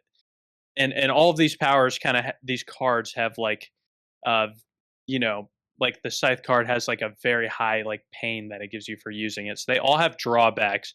But the whole premise of the book is like there's this encroaching mist on the area that they're in, and uh, all of the people that get infected with this disease are basically executed because the kingdom doesn't think they can control them. But if they're able to unite all the cards, they're able to kind of get rid of the curse. So that's kind of the premise of the book on a high level. And the Mhm. main character is one of the infected people, but nobody knows. And she has a interesting kind of power where she touches a nightmare card, which is a card where you can read each other's like minds. You can read the minds of others and like communicate straightly to their mind. When she touches it, the creature in that card like becomes part of her like subconscious. So she constantly has this like kind of nightmare creature in the back of her head like talking to her, Very and it interesting. can Wow. kind of like take over, yeah, and it can take over her body, and like give her almost superhuman abilities, but at cost for kind of occupying more of her subconscious. So it's really really good and really well done and really interesting power system, which Yeah. I hope I did a decent job of explaining and giving it justice. No, it But sounds really cool. really enjoyed that. Yeah, That really reminds me of enjoyed that Bakugan with the cards. yeah. Oh yeah. Yep. It was Dope. it was a really fun. I binged it, and then right now I'm kind of leaning into that kind of fantasy, and I'm reading The Fourth Wing, which is a kind of like a fantasy, It's and it popular. has like a romance aspect to it. Yeah, it's very popular, and very based. It kind of gives me almost like uh cross between like Game of Thrones and like Hunger Games type vibes.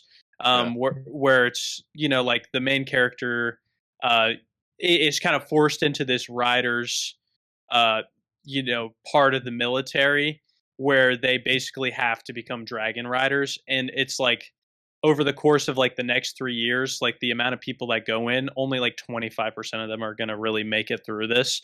So it's like people are just constantly dropping by flies. They have to go through all sorts of different, like, I mean, they can basically like kill each other, during this, certain parts of this process. So people are out for blood trying to take each other out that they don't like.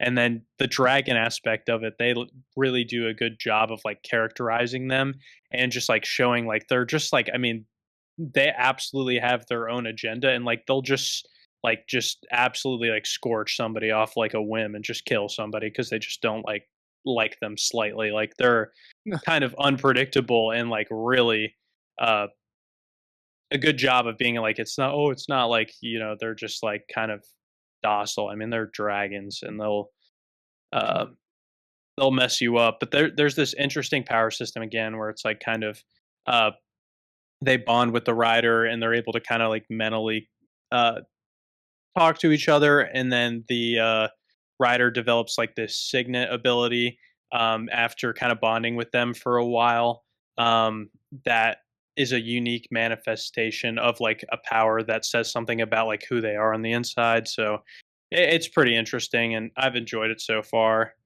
I'm on the second book and I think there's three right now. Third Yeah. one just came out I heard recently. about it. I know about those books because I've heard that name a lot, but I didn't know anything about them beforehand. Yeah, romantasy is huge right now. It's a huge subgenre in Yeah. the literary world. And I will say, like, it's not necessarily like my thing, but I do feel like it's yeah, it's not, but I think it does a good job of where it's like that's not really like the story stands on its own without that element of it, so it's not something Yeah, entirely dependent on that. So that's yeah, why I'm able to get through it. yeah, yeah. I'll be real quick here, I guess, because I know we're kind of crunched for time, but or however you say that, pinch for time. I don't fucking know. It's late. Yeah, we'll push it a little bit. Fucking English language. Um, yeah, no. Like speaking of romantasy, I guess I'm reading the fourth book in Stephen King's Dark Tower series right Yeah, you've been now, reading that for a bit. Wizarding Glass. Yeah, I'm like on and off. Like I haven't been reading them straight through. Like I'll read one and then I'll read some other stuff before I read the next one in the series. Mhm. But yeah, man, it's I would categorize it as romantasy. Like there's a very heavy romance subplot. And I gotta say, like I'm at the halfway point right now, and so I can't, I don't know I can't speak on it in its entirety, but it's phenomenal. Like Mm. the first few Dark Tower books are great. Like they range from like, I mean, the first one is not that good. It's very short though, at least. 2's good, 3 is great, and 4 is so far incredible to me. How many are they? It's actually like Is this the last one? there's 7 of Oh, them. there's 7. Damn. Yeah, there's 7. The fourth one's phenomenal so far, at least. At the halfway point, we'll see where it goes. But Yeah. yeah, it's actually like a flashback novel, so you learn about the main character. But basically, it works in kind of the same way Better Call Saul worked as like a prequel to Breaking Bad, like in the sense that I mean, which is crazy. Like I think this came out in like the '90s, maybe, and like Stephen King was doing prequels correctly back then before they figured out how to do them right on the big screen and the small screen. Yeah. But it's great. It works because besides the main character, every other character is a question mark. You don't know their fate. You don't know where they are. You haven't seen them yet. So, like in in the main character's past or whatever. So, you just don't know the fates of any of these other characters except for the main character. So there's a ton of suspense, and you just know it's going to be tragic because of where the main character is at the present time in the story. So, but I'm really enjoying that. And then, yeah, I'll just I'll just kind of give like the best things that I've watched, I guess, over the past couple months. Mhm. Like I said, Penguin that was one of the best things I've watched in a long time. I gotta watch that show. Dude, please watch As it. I Like, say it for every is show. so good.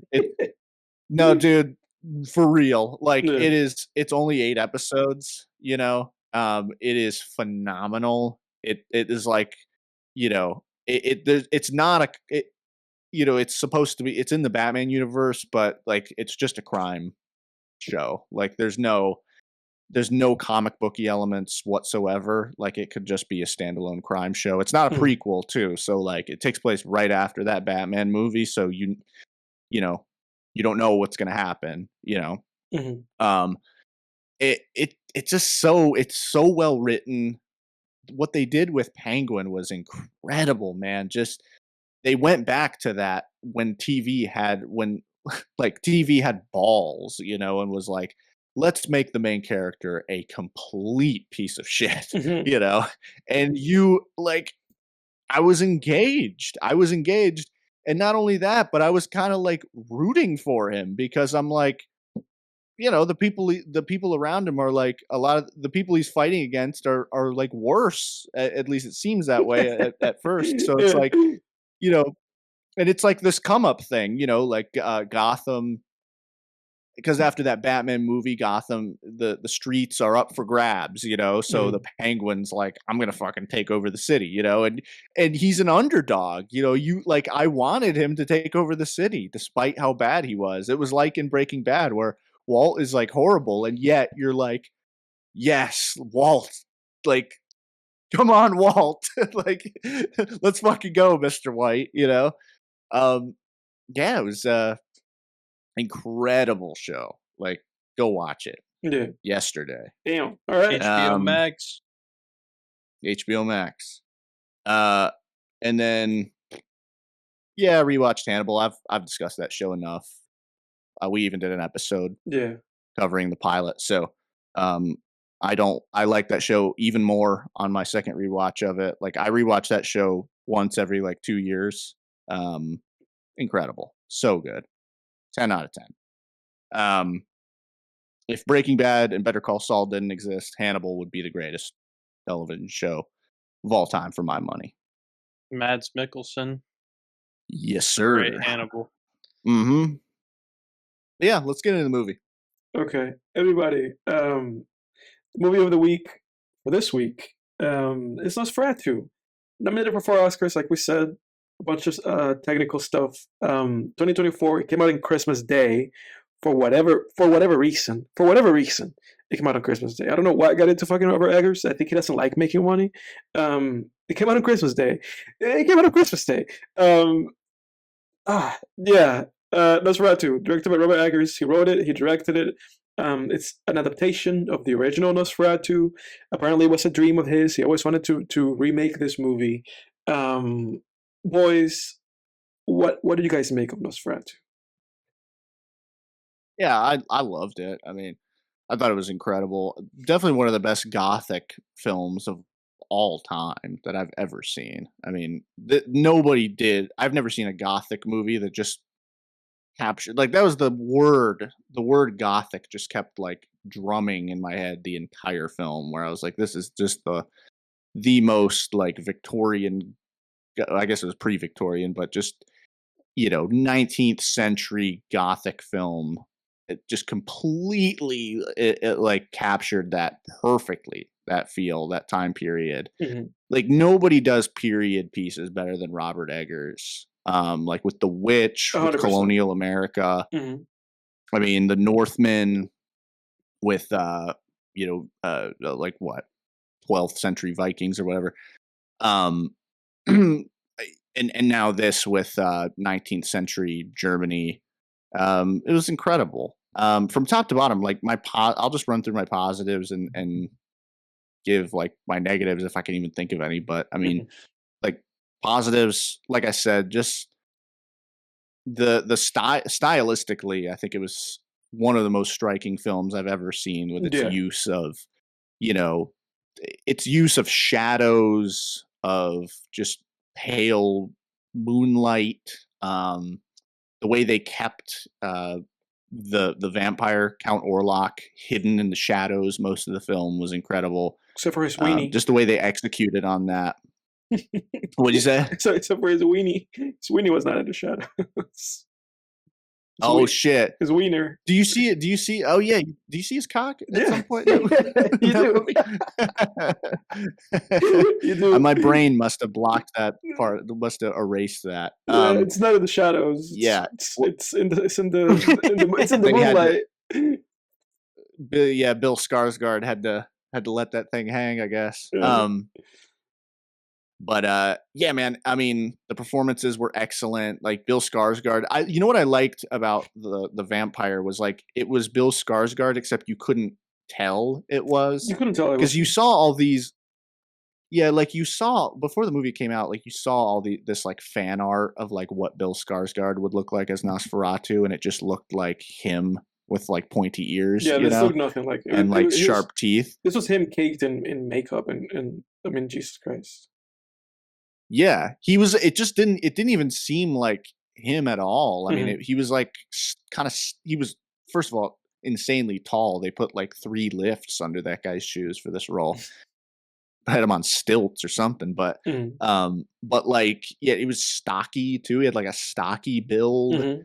That mustache, I thought the mustache was a great touch. That was very unique. Yeah. Like the appearance of the vampire was very unique. They were definitely aiming for something different with this.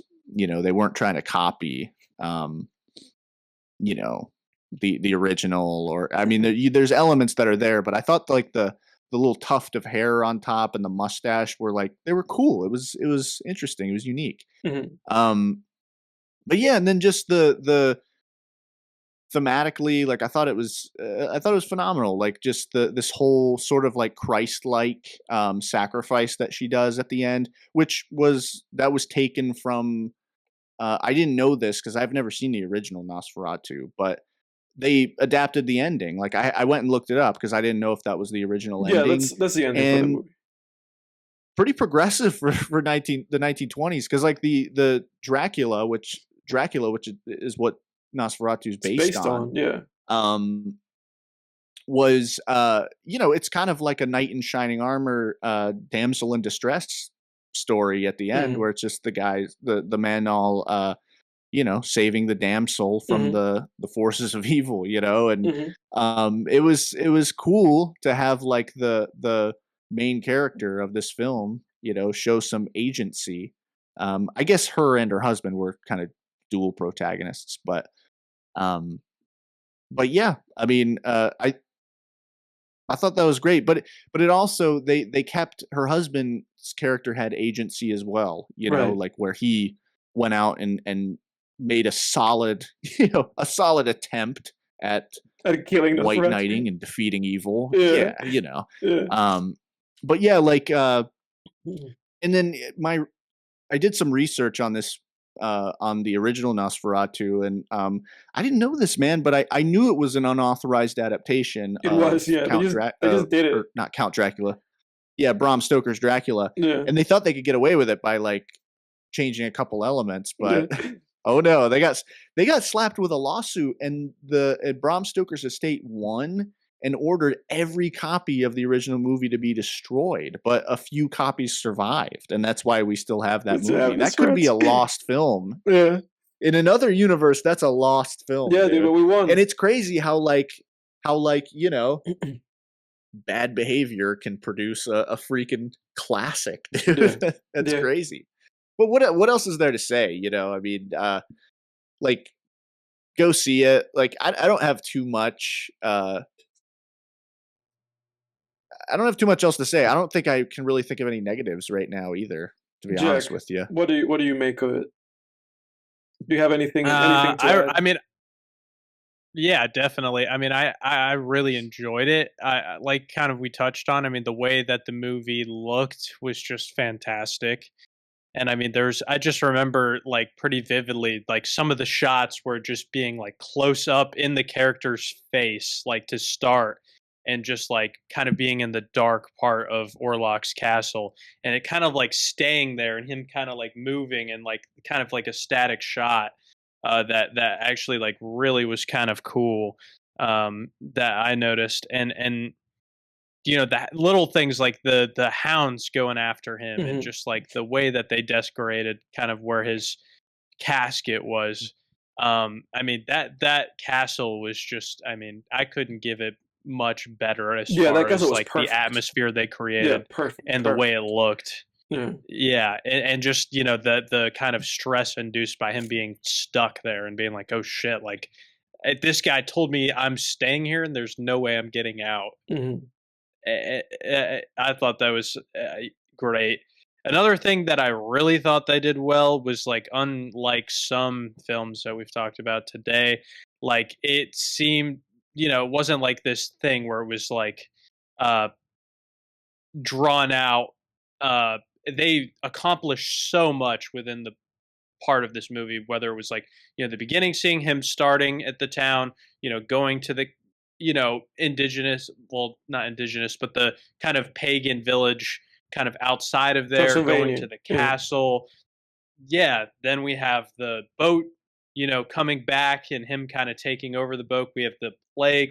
And then we have separately, we have, with uh, Lily Rose Depp, with kind of her kind of mental illness and stuff that she was having, and the doctor diagnosing it.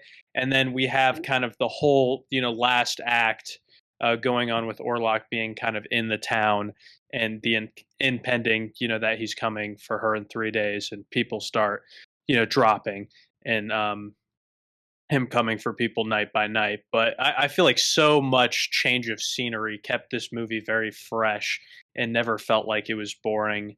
Um, you could go ahead, and I'll chime in if I think of anything else. But like, the only other thing I would maybe say that I kind of took as a negative was like the first, until kind of Orlok was back into the city. Well, not back, but until he kind of moved to the new estate and was in the city. I Mm-hmm. didn't feel like there was a real urgency Right. established for what Right. was happening in the movie, Yeah. outside of maybe, the Thomas trying to get out of the castle. I kind of felt like there wasn't a driving force throughout the kind of the beginning of the movie, but Yeah. that didn't really, wasn't a bad thing for me, since it was the beginning and not the whole thing. Yeah. Yeah, now that you bring that up, I agree with you on that. Well, I could see that, a bit of a slog in the middle. yeah, for me, I agree with all the positives you guys have had. I agree with your positives, Jake and Jack. Beautiful cinematography, very European, in terms of like its formal approach. I loved kind of like the dream, I guess we can say, like, logic of it, like when he was moving towards Nosferatu's castle and he was just kind of walking there.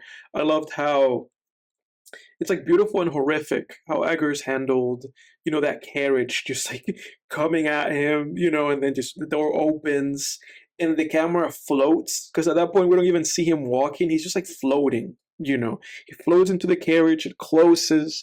We see this big grand reveal of this castle, and then the carriage just kind of pushes him out and he floats into the castle. That sequence, all of that was masterful. When he got to that town with all the kind of gypsies, and he woke up in the middle of the night to just seeing them do this like ritual, all of that, which is interesting because basically they were trying to do the ritual that then his wife does at the end, of this like sacrifice. This woman has to sacrifice. It's a woman that has to be the hero of the story. That's kind of what the foreshadowing here was. He just didn't understand it. And again, the castle was great. The sign of the castle, how dusty and like musty and kind of cramped and like, it was, and there was perfect. His back and forth as Nosferatu, of just him trying to get out of there, was perfect. How horrified, I forget his name. Holt is the last name of the actor. I forget his first name. How horrified he was, through that like sequence of like him being like, here's some food, and like eat, like that whole thing. When he cuts himself in the finger, it's all classic. It's in all of the adaptations. It's there. I've seen all the Nosferatu movies. All of that, perfect. The introduction of the movie, perfect. How I would say that this movie has basically like a perfect 45 minutes. And then for me, it just goes downhill. For me, it goes downhill. I thought the pacing just went out the window. The only thing like saving this movie in terms of the pacing was Willem Dafoe. That was my thought. I was like, Willem Dafoe is the only thing that is perfect casting. Exactly, but I was like, Willem Dafoe is the only thing in this movie that is like electric. This is the only thing in this movie that's like moving anything, you know. I didn't like Little Rose Depth. I thought she was horrible in this movie, but I did like the Really? I did like I say that in terms of like the emotional performances. Anytime that she wasn't doing anything that was just like physical, you know, because then the physical performance in and of itself was great, you know, it was great. Like you know how she was doing those like exorcisms, in demonic possession moments. Anything that required her to basically push her body to like an extreme, you know, where her veins were popping out, that was great. You know, in terms of her actually acting out her performance, where she had to have like a back and forth exchange with another actor, I thought those scenes were terrible. I did not like Nicholas Hoult. That's his name of the actor, Nicholas Hoult. Outside of the Nosferatu terrified scenes, I did not like him. I didn't think he was good. I thought the only good actors in this movie were Willem Dafoe, Nosferatu, and the other doctor, you know, who is the dad in The Witch. I thought those were the only three Yeah, good. he was great. I thought those were the only three good performances in this movie. I thought everybody else was bad. I want that guy's voice. I know, right? Nosferatu, It's a great voice. It's a great voice. I It's thought, like the deepest voice ever. I thought Ireland Taylor Johnson was bad. You know, he was like the dotting husband of the blonde lady. I thought he was bad. I thought that whenever the scene challenged him to give anything other than that, he was bad. You know, I just Really? I just thought that this movie had a lot of lackluster performances in terms of kind of like what the emotion was supposed to be asking of them. I thought this movie was overlong. This is the longest Nosferatu movie. The longest Nosferatu movie by like 30 to 40 minutes. I thought it was unnecessary. I thought they dragged the movie way too long. I lost interest in this movie. I did not give a fuck. I was just end this movie. And I didn't care for the way specifically in which the movie was portraying the more, I guess you could say, like progressive or the more female empowerment elements of this film. I did not like the way that this movie handled it in comparison to the previous movies. I thought that it was worst because of it. So, for my money, really bad acting performances, some kind of awkward scenes in this movie that I was not a fan of. And I thought that the best thing this movie had going on was 45 minutes at the beginning, great cinematography and great costume design, great music. That I gave it a 6. I got a 6. I got a 6 out of 10, boys. It's a 6 out of 10 for me. Really? Wow. Yeah. Wow. That's crazy, man. No, I thought this was phenomenal. I know. I never lost interest. I could see maybe like already knowing what the ending is, but I just felt like, you know, because I hadn't seen any of the Nosferatu movies, so I had this inclination of like, and even like the Dracula movies, end differently than the book. So I just had an inclination that this was going to end differently, you know, in an unexpected way. So I was, you know, I was on the edge of my seat. Like I was ready to see what was going to happen next. I was never bored during this movie. Dude, again, one of the most beautiful, movies of the year for my money, you know. But that's really as much as I can say. Nah, yeah, I mean, I agree, but the thing is, I mean, you know me, like that can only take a film so far. Yeah, exactly. And that's why I gave it a 6. I love.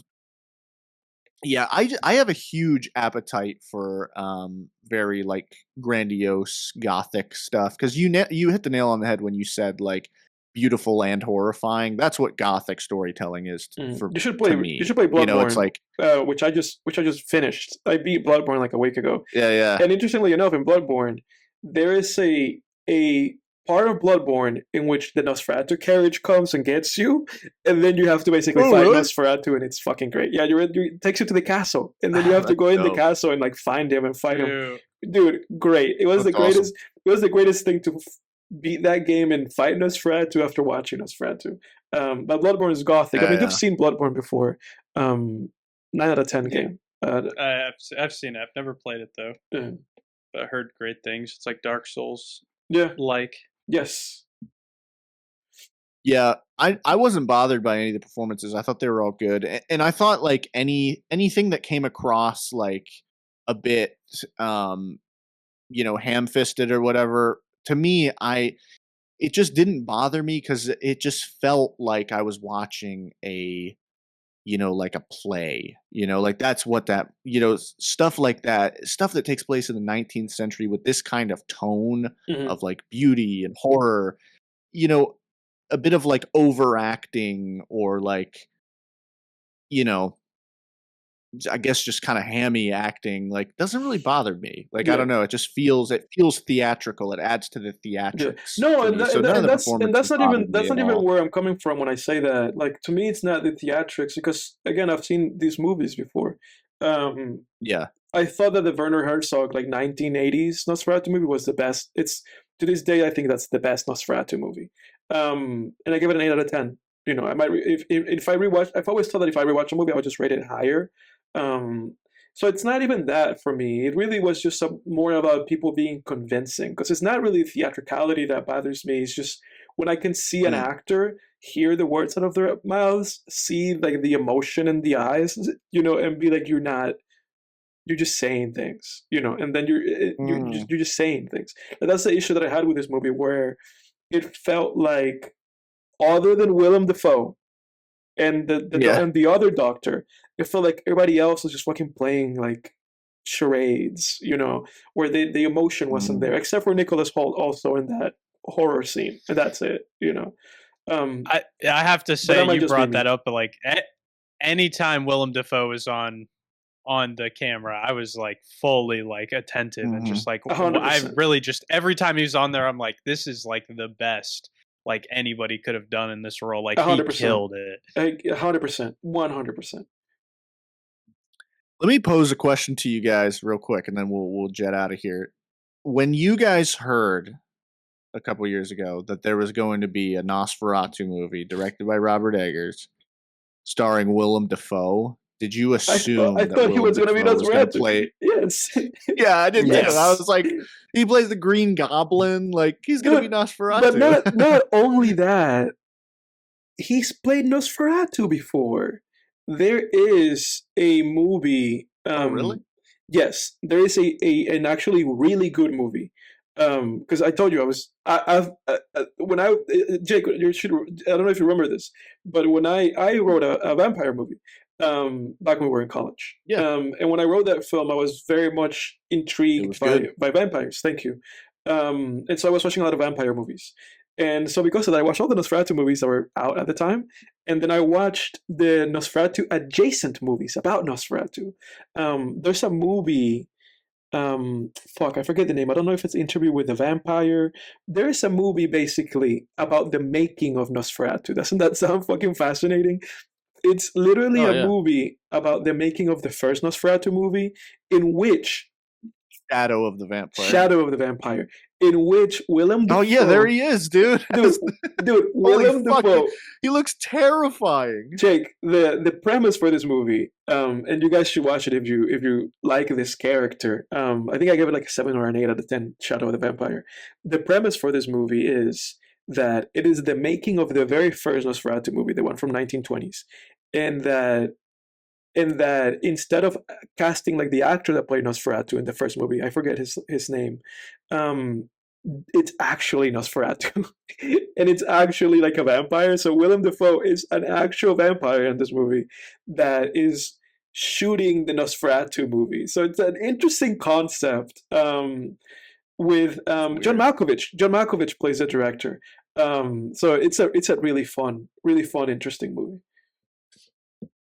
That's wild, dude. He looks like in this one photo, he looks like the preacher from Poltergeist 2. God damn, that's terrifying. Holy shit, that's wild. What are your boys' ratings? I give it an 8. So an 8 out of 10. Jake, what do you have? I give it a 9, man. This was a masterpiece. So we have an 8 out of 10. We have a 9 out of 10, and we have a 6 out of 10. I think that as a Film Tangents communal